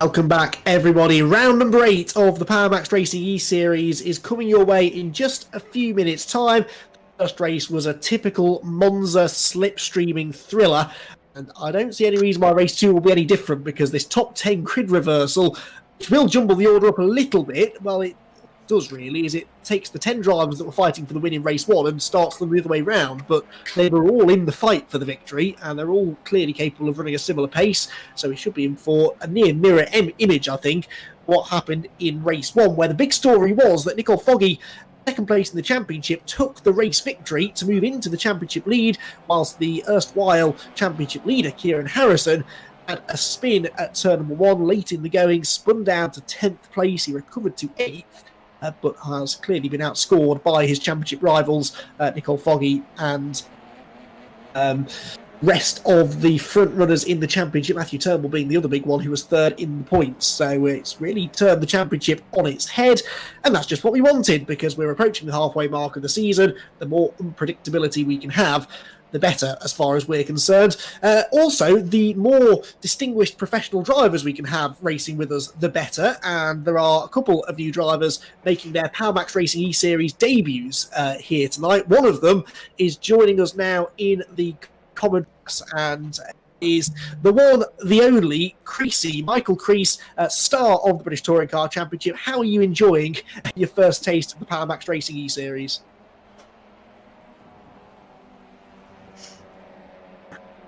Well, clearly, Creasy is new to all of this, and maybe hasn't quite realised he needs to unmute his mic or something. We'll try again. Creasy, can you hear us? Oh, the joys of doing this over the internet. We'll try him again in a minute or two. We're determined to bring you an interview with Michael Crease before the night's over. Instead, what I'll do is hand you over to Ed May, our roving reporter, who has got a very special guest actually with us in the comms box. Ed, good evening. Who have you got with us? Well, I've got Luke Clayton here, who's the founder and owner of Fast Star. Obviously, if you've been following this championship for a little while, you'll know that Fast Star have a competition going on for 10 grand, and I believe we've got Luke here to tell us a little bit about it. Hello, how you doing? Hello, we're doing very well here, Luke. I believe you've got some information about this this prize you've got. Yes, we've run it for a few weeks now. So far, no one's actually won it, but we've had 2 or 3 in particular that have come very, very close. So we're within 1,000th of a second, so really, really close. We just sort of thought we'd inject a little bit of fun into this, and it's not just to sort of get more people watching, but also just a bit more interaction, really. Can you? Sorry, go on. I was just going to say, could you run us through the competition, just for those of us who might be tuning in for the first time and might not know what the prize is and how you can enter? Sure. Yeah. So what we've actually done, we started the competition so that people could have a crack at guessing the FTD. So it could be over either race, and if you get it right to within 3 decimal places, the prize is £10,000. So we thought it was quite straightforward, injects a little bit of fun, and you got the chance to win quite a nice stack of cash. And obviously, you've done a little bit of racing in your own time. You drive the Bentley GT3 in the European Time Attack series, and has that been part of your reason for trying to partner with a series like this? Is your love for racing? And while we haven't got any racing going on, we've moving now towards an esports market? Yeah, I mean, I suppose we, I originally started a paid conversation with Cy from PowerMax a little while back because we talked about doing sort of various projects together. So part of what we do, and you'll see more and more of this coming out over the sort of coming months.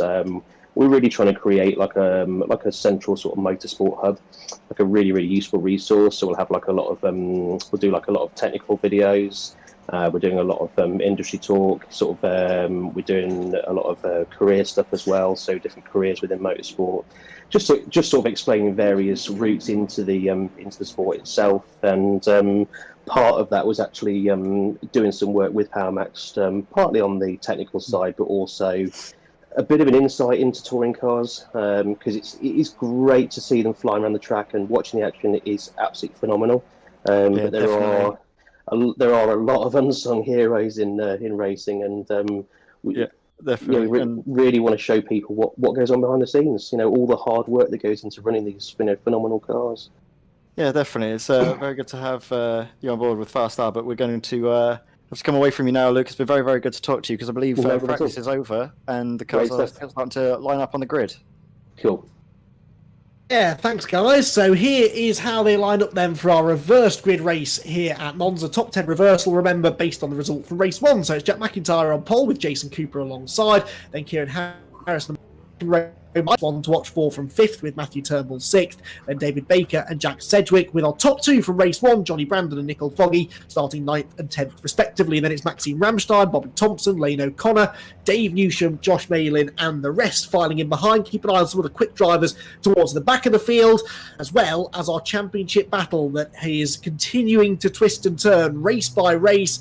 This is the chance maybe for Kieran Harrison, the white and blue Ryan insurance car from 3rd on the grid, to get some points back. Lights go out then, away they go. Good to even start made by all of our front row drivers, but it is going to be a slightly better start, I think, now on the inside for Jason Cooper. He will seize the lead, but here comes Kieran Harrison, who wants the race lead. He wants the championship lead back if he can get it. Goes to the inside, to the outside, tries to go right round the outside of the race leader to get the inside line for the left-hander at the chicane, which he might just do. They're still wheel to wheel. Jack McIntyre is there alongside Matthew Turnbull, who has charged his way through the order. Matthew Turnbull up 3 places already into 3rd spot overall, but it's Cooper that leads the charge through the right-hander down towards the 2nd chicane. Kieran Harrison quite literally in tow. Turnbull 3rd, McIntyre 4th, and Mark Fletcher rounding out the top 5. Some drivers making moves in the early stages of this race as we go down through the secondary variante for the first time, and it is Jason Cooper, the former BRSCC Fiesta and Castle Coombe Saloon champion, who has the lead. A move further that being made there by Mark Fletcher as well. But as you say, we've seen drivers who making Turnbull up 3 places as well. Harrison got a good start as well from the 2nd row, and he was right alongside, and he almost took the lead. I think he caught a bit too much of the curb on the exit, which allowed Jason Cooper to just get that bit of extra momentum. But as we see for the top 10 reverse, all it's already done is put the drivers who were at the front of the pack at the back of that battle pack, because at the end of the last race, there were a 10 or 11 fighting for that lead. Yes, but as we saw in race 1, you can gain ground, you can overtake people here at Monza, and so for people like Nicole Foggy, for example, there is still a chance for him to pick his way through the field, but he has not gained the same kind of ground that people like Matthew Turnbull have. So Turnbull definitely the one on a charge here. Down towards the final turn we go for the first time. Bobby Thompson there joining in the battle in 2. Bobby Thompson finds himself in 12th place as they turn into the final turn. There was one car running wide there, that was Mike Epps, unfortunately, who's drifted way wide, tries to rejoin the circuit alongside people like Bobby Thompson, actually. So he's right alongside Thompson, the yellow and black car this is, and Michael Epps on the outside line. And he's going to get freight train here, I think, because Josh Malin and Ty Keveth are also there trying to find a way through. And so that was a costly error for the man that finished inside the top 6 in the previous race. They make their way back down towards the first corner, but we'll get through here safely. Very close stuff indeed through the chicane, and you've got to leave people room through here because a slight bit of contact, you're going to hold yourselves up, and everyone else is right there on your tail. Look like there's a bit of contact further back, but as you say, that first corner is so crucial because it's a run from the exit of the corner right the way pretty much to the chicane, and it looks like we're going to have a look at the replay now of some of the action that we missed on the first lap. Michael Crease, I believe, has been involved, unfortunately. Maybe it's for the best that we didn't speak to him between races. Yeah, he's had to head to the pit lane after this contact that he was involved in at the start of the race. Lane O'Connor also in the pit lane. I was about to say it had been a slightly cleaner start than in race 1, but there was still drama towards the back of the pack down. Yeah, it's looking at the replay now. That's like Ricky Carlisle involved in some drama there as well. And it seems a few of the pros further down have had issues. Michael Crease, a retirement. So sadly, Michael Crease has retired from the race, so he will not be taking any further part in it. But we're just looking now at Marlon Menden, and it looks like it was some of the pros who got together. And that's a shame, 2 or 3 of them here getting together. Of course, that's the problem when they're all in the middle of the field. Then these kind of things can go wrong. Dan Harper, though, has gained 6 places from where he started. He's into 9th. And, no, he's been off, we believe, actually, Dan Harper. Although he's showing in 19th place at the moment. Yeah, contact there going through the first corner. Chris Knox involved, and then behind as well is a bit more. And there's a car that's like there's one back in going down the straight is backwards into the wall. So there's drama going on all over the place here at Autodromo Monza as Dan Harper down in 18th place. We're looking at him on screen, but at the front it's Kieran Harrison there who's taking the lead. So despite all of what's been going on around him, Harrison has got to the front. Colette here as well, working hard to try and catch them. He's racing with Josh Maiden. Tom Onslow Cole's had a moment though. Look, because he's slowed down the pit straight. Here's what happened. Whoa! Coming out of the final corner, clatters into the barriers. Now, was that Johnny Brandon possibly that he had contact with? Can't quite tell, but either way, it's Onslow Cole was out the worst. Yeah, it was Johnny Brandon getting confirmation that Onslow Cole had that contact with. And your thoughts on that one? It looked almost like Tom was drifting wide, but could Johnny maybe have left some more room? Didn't get the best view of it for the cameras, but it sort of looked like they're racing very hard, and we got the stewarding team of Martin Brinkworth and Mark Seitz, who will look into that one into further detail. So that's one maybe potentially for the stewards to have a look at, but it's expected though when you're racing sort of this close, there is going to be the odd little bits of contact, and side by side as well, it looked like behind Nicole Foggy as well. So we got action there. That's the McIntyre and Baker, but unlike the first race, it looks like we are starting to see quite a bit of separation at the moment as well, and then in front. Yes, within reason, the top sort of 4 drivers are together. Kieran Harrison, Jason Cooper, Matthew Turnbull and Mark Fletcher we're seeing here. Nicole Foggy, though, is the man in 5th, and we saw him do this in race 1. Remember, Nicole started race 1 in 6th and came through to win, and he's doing exactly what he did in the previous race. He's fought his way through the secondary pack of cars, and he's now starting to bridge the gap to the race leaders. The starting point, he's about 1.8 seconds behind Mark Fletcher in 4th position. So if these top 4 start racing each other a bit harder, there's every chance that Foggy will be able to catch them, and he will be able to still be a part of the fight for the race lead. Right now, though, it is a 4-way fight at the front. Kieran Harrison really could do with the win after Foggy took the championship lead from him in race number 1. Jason Cooper, Matthew Turnbull and Mark Fletcher, though, all keen to stop him. Here comes Cooper on board with the 2nd place man, who is about to come the 1st place man because he pulls to the outside into the first corner. Matthew Turnbull, 2 wheels on the grass, trying to go up the inside there. They're all super late on the brake, and this side-by-side racing is precisely what Nicole Foggy needs. Turnbull ends up getting edged out, actually, through the 2nd part of the chicane, but already Foggy has pretty much caught them. That was nearly 2 seconds they held each other up by, just by running side-by-side through the first chicane. And that's the last thing that Matthew Turnbull and Nicole Foggy, Kieran Harrison and Turnbull want to see is Nicole Foggy catching that pack up very quickly. They did have a bit of a gap, but them fighting has completely disintegrated the gap. It's now 4 tenths between Fletcher in 4th and the 5th place car of Foggy. Another great battle we're looking on screen now. That's the battle with Michael Epps, Josh Maiden and Bobby Thompson. Bobby Thompson taking too much of the curb there, and iRacing software has given them a slowdown penalty, so maybe took a little bit too much curb there. That's Josh Maiden now, right on the back bumper of Michael Epps, and this, of course, is the battle for the lead in our pro category. Yeah, indeed, and don't forget that the Pro Championship is its own individual thing. Josh Malin was leading the points arriving here tonight, with Bobby Thompson in 2nd, just 14 points behind. So Josh Malin definitely needs to try and score as many points as he can here. Bobby Thompson's down in 14th place, which by my reckoning is about 3rd in the Pro Championship. So this is a good chance here for Malin to try and score a class victory. It's rare, isn't it, that we see the pro drivers fighting for class victory outside of the top 10, but but well, this is the fight just actually inside the top 10. 9th and 10th places these two are running. We've got Johnny Brandon right behind them as well, with Jack Sedgwick and Lewis Goodway and Bobby Thompson. They're all in one long line of cars, turning their way now through the final corner, the Parabolica. There's Jack Sedgwick going through, Lewis Goodway right behind him, and Jack Sedgwick, you'd have thought would be a bit further up the order than this. He was 9th place in the championship arriving at Monza, and after some promising pace so far tonight, not really able to deliver so far as at least this race 2 race result is looking. Fastest lap for Nicole Foggy, under 2 minutes, 1:59.7. I saw him going side by side with Mark Fletcher as well, going through the first corner, but it's action all over here. We see this battle, Goodway, they're getting a little bit loose, and Bobby Thompson looking for an opportunity, but it's not quite going to present itself for Bobby Thompson. But all through the field, we got big packs of cars fighting very hard. But Nicole Foggy, though, that I think it's the first lap time we've seen tonight where it's been under 2 minutes. Yeah, I think you're right. I was just checking the race 1 results and I couldn't see anyone else down at that sort of pace. So 1:59.77 means that he is now only half a second behind the top 4, although he gained most of that time at the start of the lap, it must be said. Jan Ehrlichey here we're watching. He's racing Ollie Peacock for 19th position, just in case you thought the fighting further down the order was any less intense than it is for the lead. Oh, big contact. Jan Ehrlichey is unceremoniously dumped into the gravel trap, and he'll lose more places now. Jamie Dorey and Chris Knox will go up the inside as a result of the loss of momentum. Jan Ehrlichey, unfortunately, not having the best of times. He was a retirement from race number 1. A very quick driver is Jan in TCR machinery. Remember, he is a world TCR star, racing not in an Audi, but still in similar machinery. And so you'd have thought maybe he'd have taken to this a little bit better. But as good as his pace has been on occasion, one of those drivers, isn't he, Dan, that every time there's an accident, every time there's some contact, every time there's a pile-up at the start of the race, Jan, unfortunately, never seems to be far away.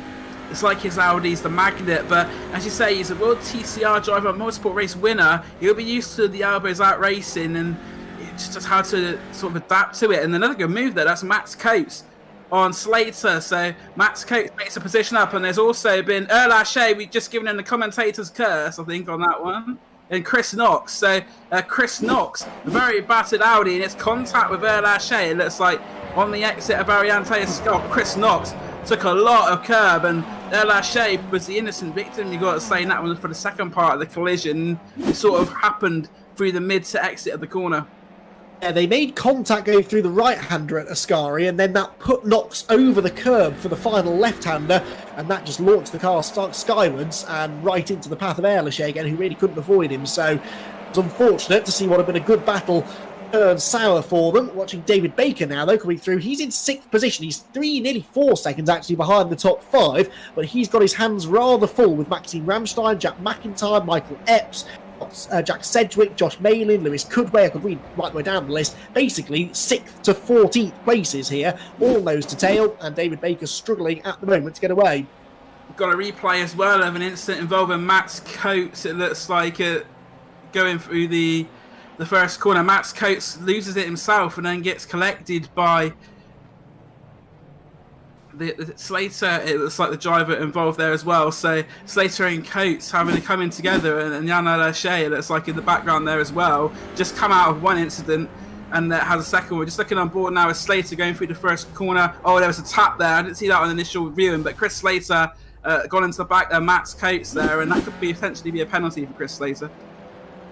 Well, that is a shame for Chris, who continues on his way, but a long way down the order, obviously, after a couple of skirmishes that he's had. Right, back to the race leaders, where things have been rather intense. So we've been hearing, David Mayer, roving reporter, has been watching this lot. A bit of contact made, we believe, a lap or so ago amongst the lead pack.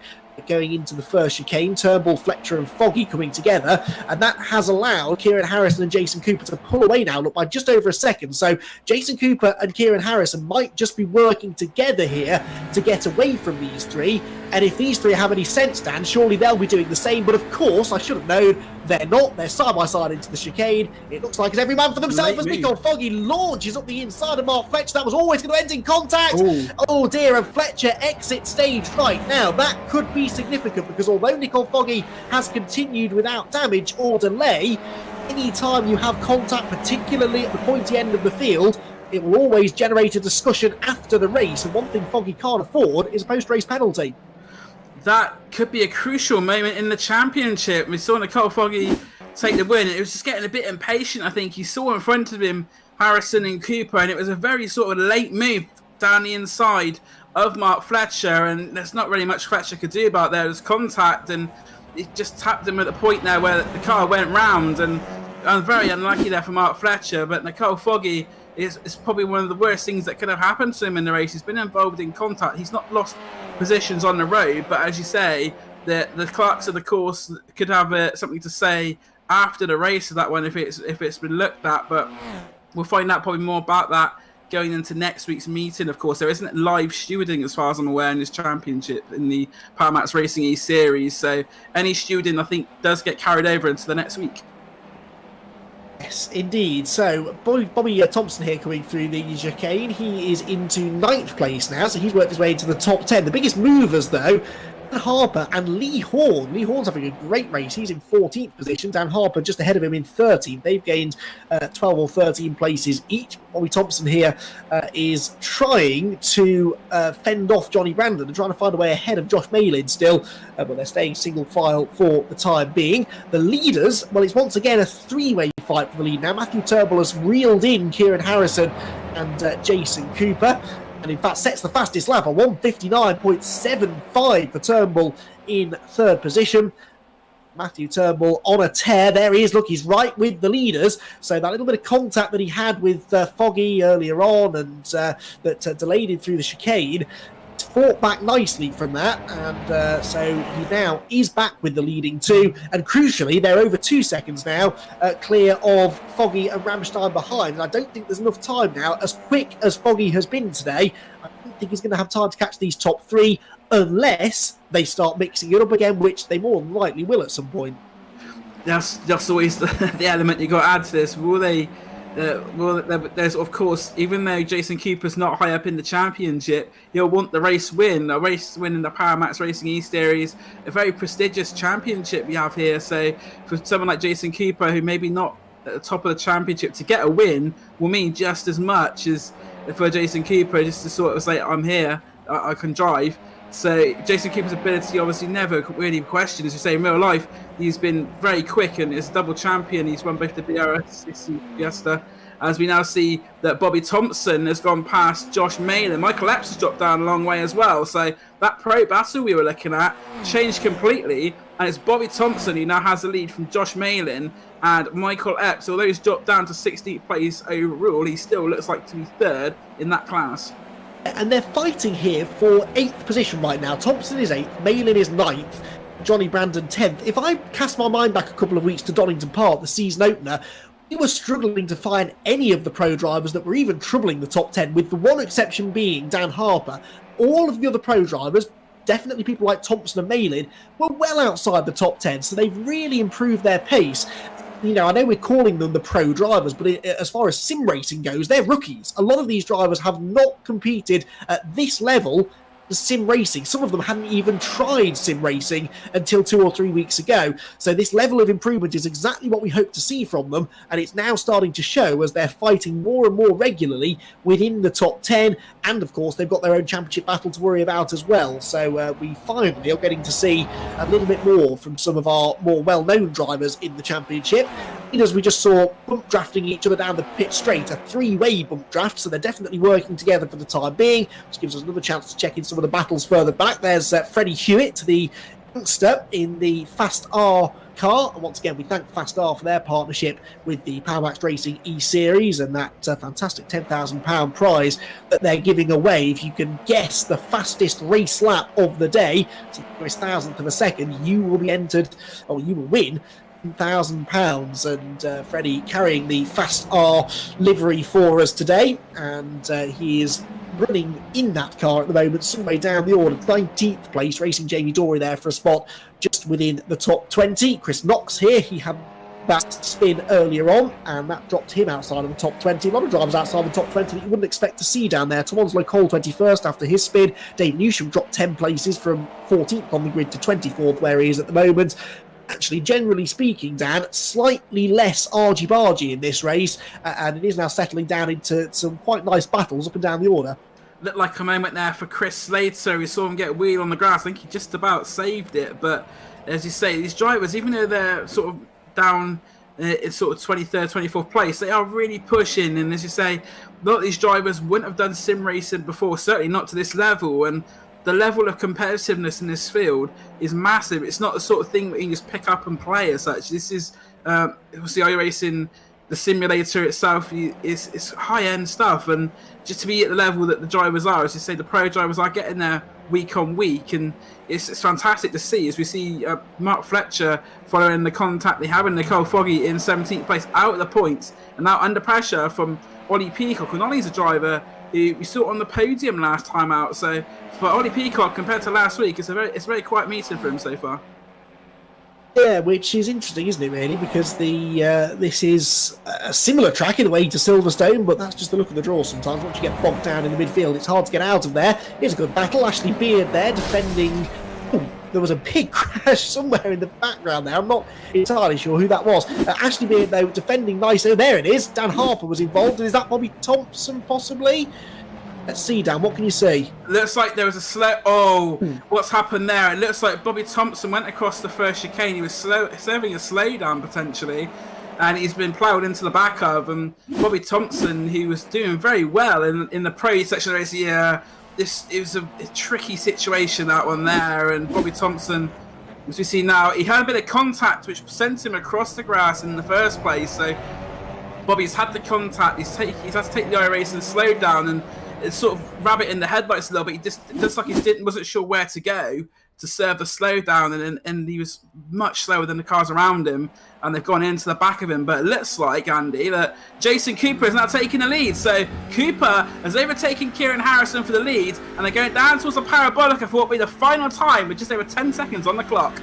Yes, so this race has crept up on us here, and it's once again 3 cars for the lead. But look at Nicole Foggy, he's almost caught them. If this race was 1 lap longer, he might have had a shot at the win. He might yet, though, because here comes Harrison round the outside of Cooper. Turnbull is there as well. It'll be another 3-way drag race to the start-finish line, but they're absolutely side by side, with Kieran Harrison trying his best to get the championship lead back here. Goes around the outside of Jason Cooper. They're dead level at the line, and Harrison gets it by 5/100ths of a second. That is incredible stuff around the outside at the last corner of the last lap. Phenomenal driving, and Cooper did well to leave him room as well. Cooper ends up with second, Turnbull third, and Nicole Foggy, despite his earlier dramas, is only 1.3 seconds off the victory in the end. Jack Sedgwick is fifth, David Baker sixth, Maxime Ramstein seventh, then Josh Malin, Johnny Brandon and Jack McIntyre to round out the top 10. Dan Harper gained 14 positions. He is the biggest mover of the race to get 11th place in the end. Lewis Goodway in 12th.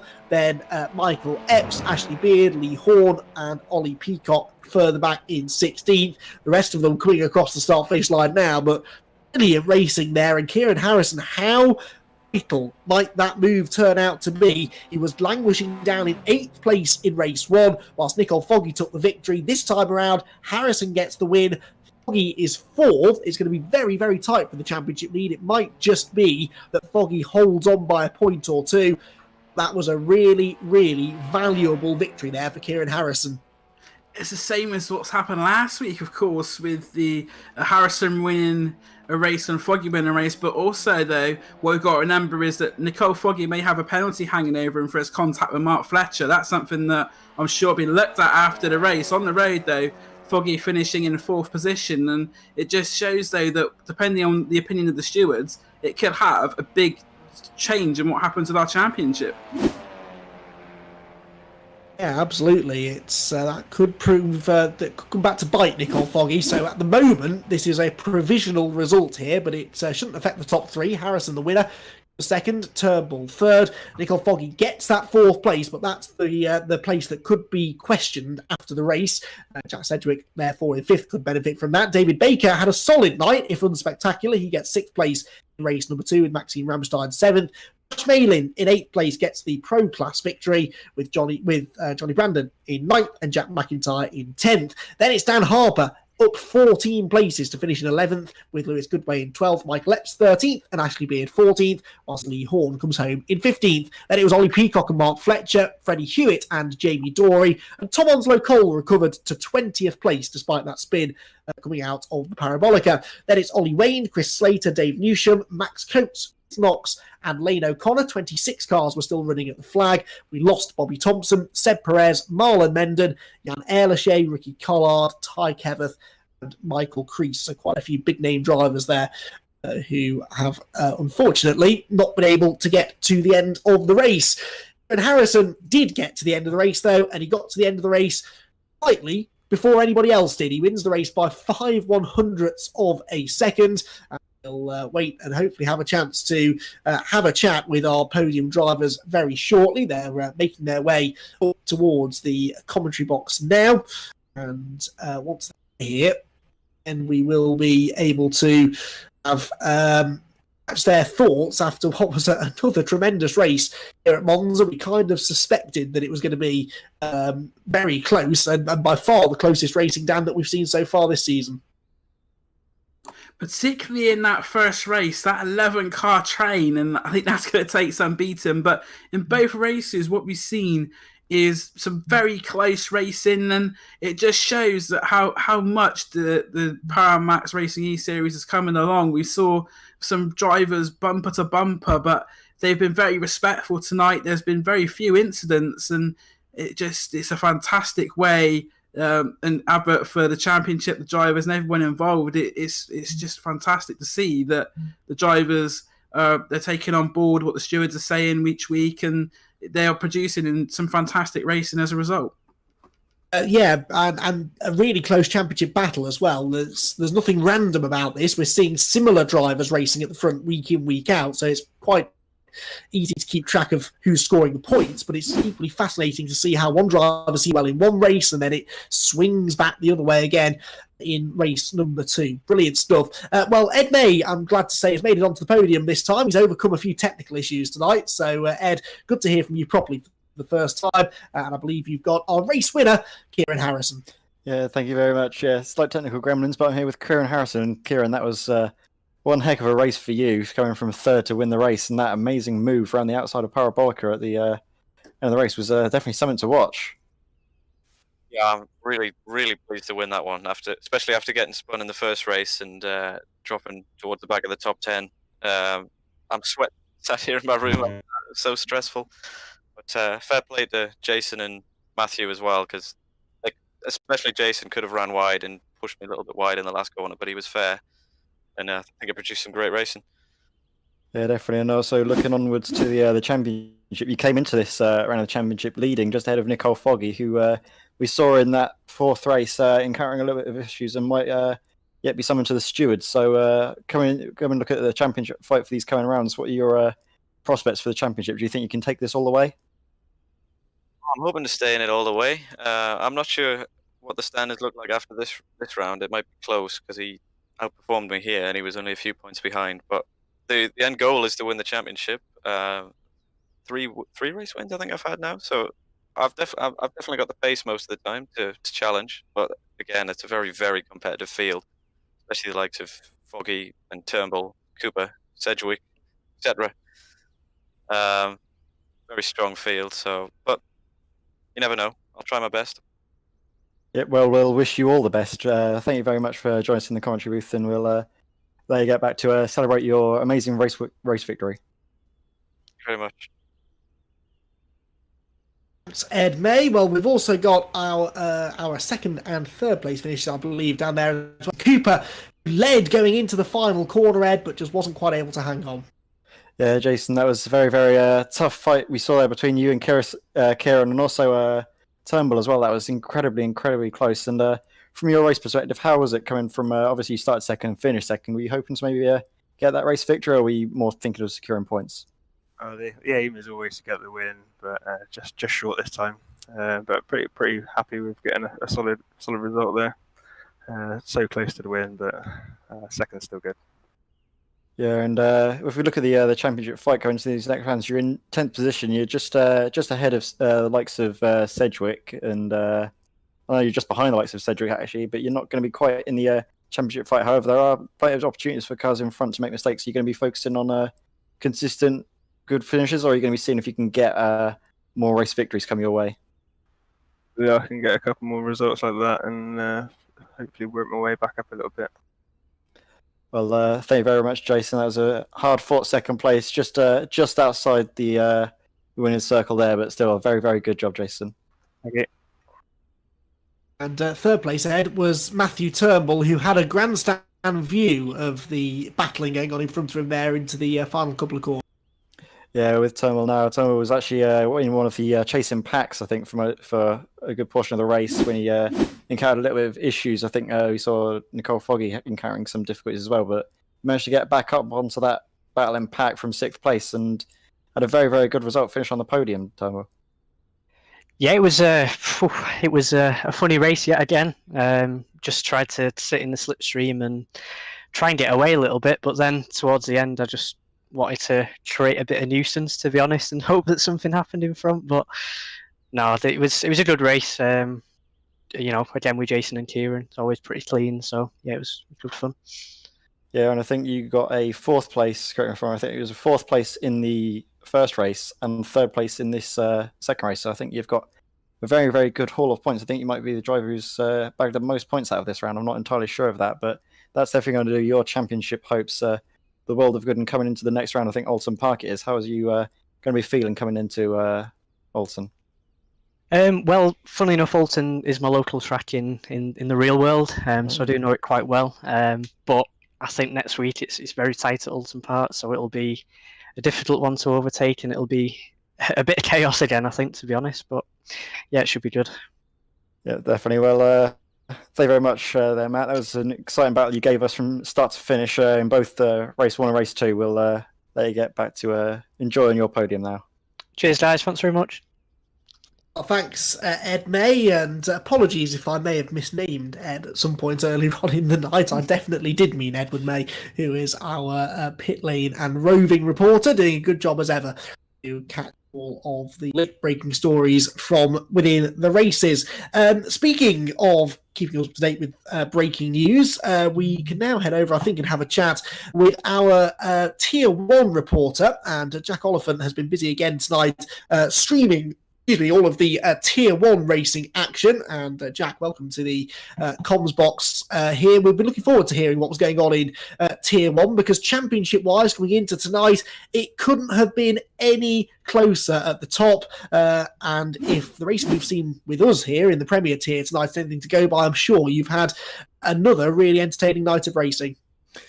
Yeah, I'm starting to think that taking up the Tier 1 commentary position has probably been bad for my voice, because I couldn't stop shouting in that one either. And I'm sure you guys couldn't either. Monza obviously offered up some fantastic racing, some late moves, and really it all happened on the last laps, as I'm sure it did with the Prem Tier as well. In terms of the championship, yeah, we had Daniel Kraft, who edged a bit of a lead for the first time that we've seen in the championship this season, and he's only extended it. It was a fantastic couple of races from him, managing a 2nd place and a race win in the 2nd race as well. So he also put it on pole in qualifying. So Kraft was clearly the man to beat, as we saw loads of nice battles, though. Bradley Burns making a particularly lovely move at just launching it over the 2nd curb at the 2nd chicane, tight right-hander before the Lesmos, and sending it from 3rd to 1st. Unfortunately, he couldn't keep it, but it was a fantastic move to see on the cameras, especially. So yeah, we've had a really good night here. It's been thoroughly enjoyable. Can't wait for next week already. I know, same. It's quickly becoming the highlight of my week, this, because the racing seems to be really competitive, not just in these top tiers, but all of the tiers down below as well. We hear reports coming in over a Wednesday night and into Thursday morning, and all the fantastic racing that's going on that maybe doesn't get such a high-profile billing as the Premier tier does, but Max Racing eSeries, regardless which tier you go and watch, Jack, is just crammed full of talent, and that's producing great racing week in, week out. Yeah, indeed. I can't believe that anybody's tier is better than the tier I'm watching, but I'm sure you think that as well. And everybody else's tier is probably thinking exactly the same. If it's any more exciting than the stuff I've just watched, then you guys are in for a real treat, because it was an incredible battle to see. And I'm sure the tier 3 guys and the tier 4 guys have enjoyed their racing just as much. We can let our viewers be the judge of that, because they can head over to your social media channels, can't they, if they want to catch up with all of the tier 1 action? Yeah, so if you head over to my Facebook page, it's Jacko Racing 1 on Facebook. I'm sure the PMR guys will probably share it in the couple of days to come. But yeah, I'm certainly going to be coming over to watch your guys' perspective and your tier later on tonight. So yeah, because apparently it looked very exciting. It certainly was, that's for sure. Well, thanks, Jack Oliphant, as ever, for keeping up to date with all of the action. Plenty of it seems there was in Tier 1. And we'll look forward to hearing from you again next week at Alton Park. Thanks very much. Looking forward to it. So are we. And of course, you can head over to the PowerMax social media pages as well for full updates on the individual race results from the various tiers, and also the updated championship points as and when they come through. Right, we're going to have a second attempt here at an interview we're trying to have a little bit earlier on in the night, because we've got someone waiting to have a chat with us in the outside the comms box. Hopefully you can hear us now. Michael Creese, star of the British Touring Car Championship, and now a star of the PowerMax Racing eSeries. Although, Michael, I think it's fair to say you had a slightly stressful night. Yeah, to be honest, mate, it's probably the hardest thing I've ever done. That's kind of saying something, isn't it? Yeah, honestly, it goes to show that even in motorsport, you need to spend a fair few quid on a sim to even get it right. I tried to scrimp and scrape and get one for about 700 quid, and yeah, it's not the best thing in the world.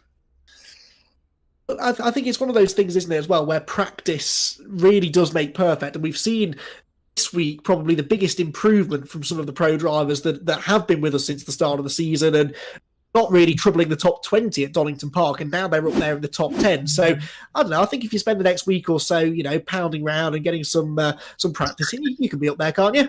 Well, yeah. I mean, yeah, that is true. I mean, I started off today was the first time I got on it, and I was in the 206s, and I come off doing low 203s, and I think the leaders were only 202s, 201, so we're getting there. But yeah, it's funny. It started off race one and a massive crash, and then because I don't quite understand it all, it's just yeah, like it was quite difficult. Like, I got a bit of damage and stuff, and then the car was just slow in a straight line. And then I just didn't really understand it all, so I just got a bit more practice to go, I think. I'm glad to see your enthusiasm for this sim racing is almost on a level with your enthusiasm for what you do in the real world, and so exciting times ahead as well. When we do go back to real racing, it's going to be a big year for you, isn't it? Yeah, I mean, signing for BTC Racing this year in the Honda FK8 is just a dream come true. I mean, last year Team Hard was a good stepping stone, and I learned how to juggle everything with the media and the fans and the actual racing itself up close and personal with a few of them. And but it just goes to show. I mean, last year we were 29th in media day out of 30, and this year we were P12, and I didn't put on a set of softs. So we're looking at top 10 in the Honda, and I've got Tom and Josh, alongside me. And I should learn quite a bit off of them. And as long as I can hang on to them two, I think we'll be in for a real treat. Well, really looking forward to seeing you out there. We're all looking forward to just going racing again, I think. But in the meantime, your legion of loyal fans, I'm sure, have tuned in tonight to see how you've got on. Will they be able to see you again, maybe a bit closer to the front of the field next week at Alton? Yeah, 100%. I mean, I'll be on it all week trying to not make myself look as bad as tonight. I was a bit unlucky tonight, to be fair. I was behind Ricky Collard in the second race, and then and then I got a black flag because I didn't realise you cut the corner, and if you don't come off you don't come off the gas too early, you get a penalty. So I just ended up sacking it off in the end. Well, there you go. Well, that is one benefit of doing this in sim racing, I suppose. That's not necessarily an option when you're having a bad race in the BTCC, but hopefully, I'd say touring cars are a lot easier than this. I'll be honest with you. Well, in which case we have very high expectations when you do go back racing in your BTC Norlin Honda. But thanks for joining us anyway, Creasy, and hopefully we'll hear from you again next week. I'll see you at Alton. Yeah, no worries. Looking forward to it. So Michael Creese, then we got there in the end. We finally managed to have a chat with one of the most popular drivers these days in the British Touring Car Championship. That is almost all we have time for, but it's time for our traditional end-of-night chat, I think, with Si McNally from Power Maxed Racing, who has been watching all of the action, and action really was the word. We always knew, Si, that tonight's two races were going to be close, the slipstream was going to play a massive part in the racing, and the close finishes that we've had tonight really do sort of prove just how competitive a championship this is. Yeah, it's absolutely ridiculous, isn't it? Even I didn't realise how close that was going to be. Although, having said that, I think my internet, living in the middle of nowhere, my internet has been absolutely terrible tonight. So I've seen them in what I think was something like 16-bit off a Mega Drive. It was about the detail I was getting. But yeah, it was fantastic. As always, I think as the season goes on, it's obvious that it's getting closer and closer and more competitive, which is what we wanted. So. Yeah, absolutely. And we've got this nice championship battle at the front of the field too. And this is the kind of part of the season that I really enjoy now, because we've had the initial, those first 3 or 4 rounds are done now. We're into the meaty part of the championship now. This is where championships get won and lost. And you've seen it yourself, I'm sure, in your involvement with motorsport over the years. You can have a really good start to the season, and it's that one non-finish you have, or that one penalty, or that one bad qualifier you have midway through the season. You then spend the rest of the year desperately trying to backtrack and gain those points back. Oh yeah, massively. I mean, one bad result or one good result can completely change your entire season. I think Creasy talking about how this is even harder than touring cars says everything, really. I mean, the level of competition out there is absolutely ridiculous, and with it's starting to become obvious that there's a couple of people at the front that are perhaps edging out a bit of a lead, but as you said earlier on, we're starting to see the pros eat further and further forward. So it's going to be really interesting to see as each round goes on just how much those guys are getting towards the front of the pack. Yeah, no, absolutely. And that's going to be the story we keep following, I think, over the next few weeks. We've been enjoying the racing. The drivers are enjoying the racing, but it's also fair to say that the fans are enjoying it too, aren't they? There's been some great social media interaction right the way from Media Day all those weeks ago when the championship was first launched. And I know that you're very much involved in all of that. It must be really rewarding for you to see that people are enjoying this as much as we are and coming back week on week to support a brand new championship. Yeah, it's great. I mean, we're seeing the crowd sort of grow every week. It's great. The feedback we're getting is pretty universally positive. And the fact that possibly the happiest man in motorsport, Michael Crease, back then, the fact that he drives in the BTCC, he wanted to drive in this, and he's excited about doing it. It's really positive. It's really good in what is a really negative time for motorsport. That the sponsors are getting involved in it, the fans are really positive about it, and as we're starting to come through and starting to see some dates for real racing now, I think it's getting even more exciting. It's good. It's all very positive. It really is, and we're about to get even more positive because next week we go to the greatest racetrack in the world, Alton Park. I may be a biased northerner when I say that, but it really is a fabulous track, isn't it? Yeah, it's my favourite track, actually. It's my favourite UK track. It's brilliant, and I think it should provide some interesting racing as well. Yeah, overtaking is tricky, so qualifying will be important, but it's one of those that the drivers really enjoy, and it's a really scenic circuit as well, even in virtual reality on iRacing. Yeah, I mean, Cascades could be interesting. It's going to be interesting watching everyone come through Old Hall and down through there as probably 3 wide, and yeah, I mean, we've seen some interesting battles. I mean, there's some great battles tonight, and it's going to be really good to see those back on home soil, I think. I have to commend your optimism that they'll get as far as Cascades before the battles start to get, in your words, interesting. I have to be positive about it. It's going to be fun anyway, isn't it? And I'm sure that you'll be back with us again to enjoy all the action in a week's time. Yeah, definitely. I mean, I'm sat here in the office, which is absolutely roasting. I'm sweating, but I couldn't drag myself away from it. You and me both. It's been an intense night of racing, but that is what we wanted to see from the Power Max Racing eSeries. So thank you, Si, and everyone at Power Max and at Next Gen Racing as well for all of the hard work you've all done in putting it all together. So we'll hear from Si again next week, and we'll be back with more great racing from Alton Park. Dan Blake, I'm sure, will be back alongside me in the comms box as well. I need to get new teeth, I think, before next Wednesday evening, Dan. I'm sure you've enjoyed the racing tonight as well. Was it everything you kind of expected Monza to be?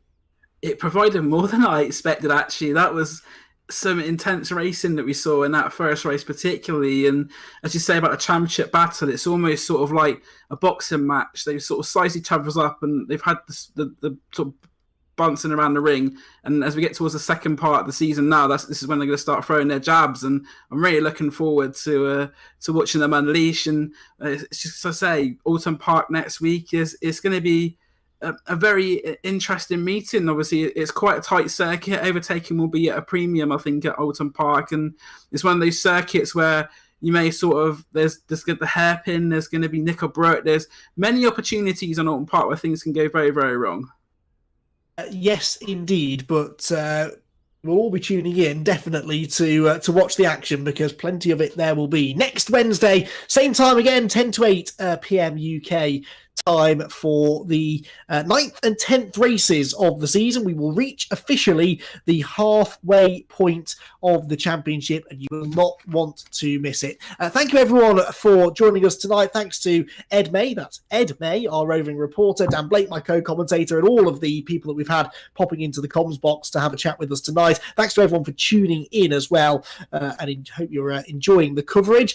Thanks to Graham Sessford, everyone at Year One Racing TV for all of their work behind the scenes, and also to the official partners of the championship, Next Gen Racing, Year One TV, the Virtual Racing Association, and the XVR Sim Racing team. This has been the PowerMax Racing eSeries from Monza. Sure to join us next week when the middle part of the season really starts to kick into high gear. Rounds 9 and 10 from Alton Park. Week's time.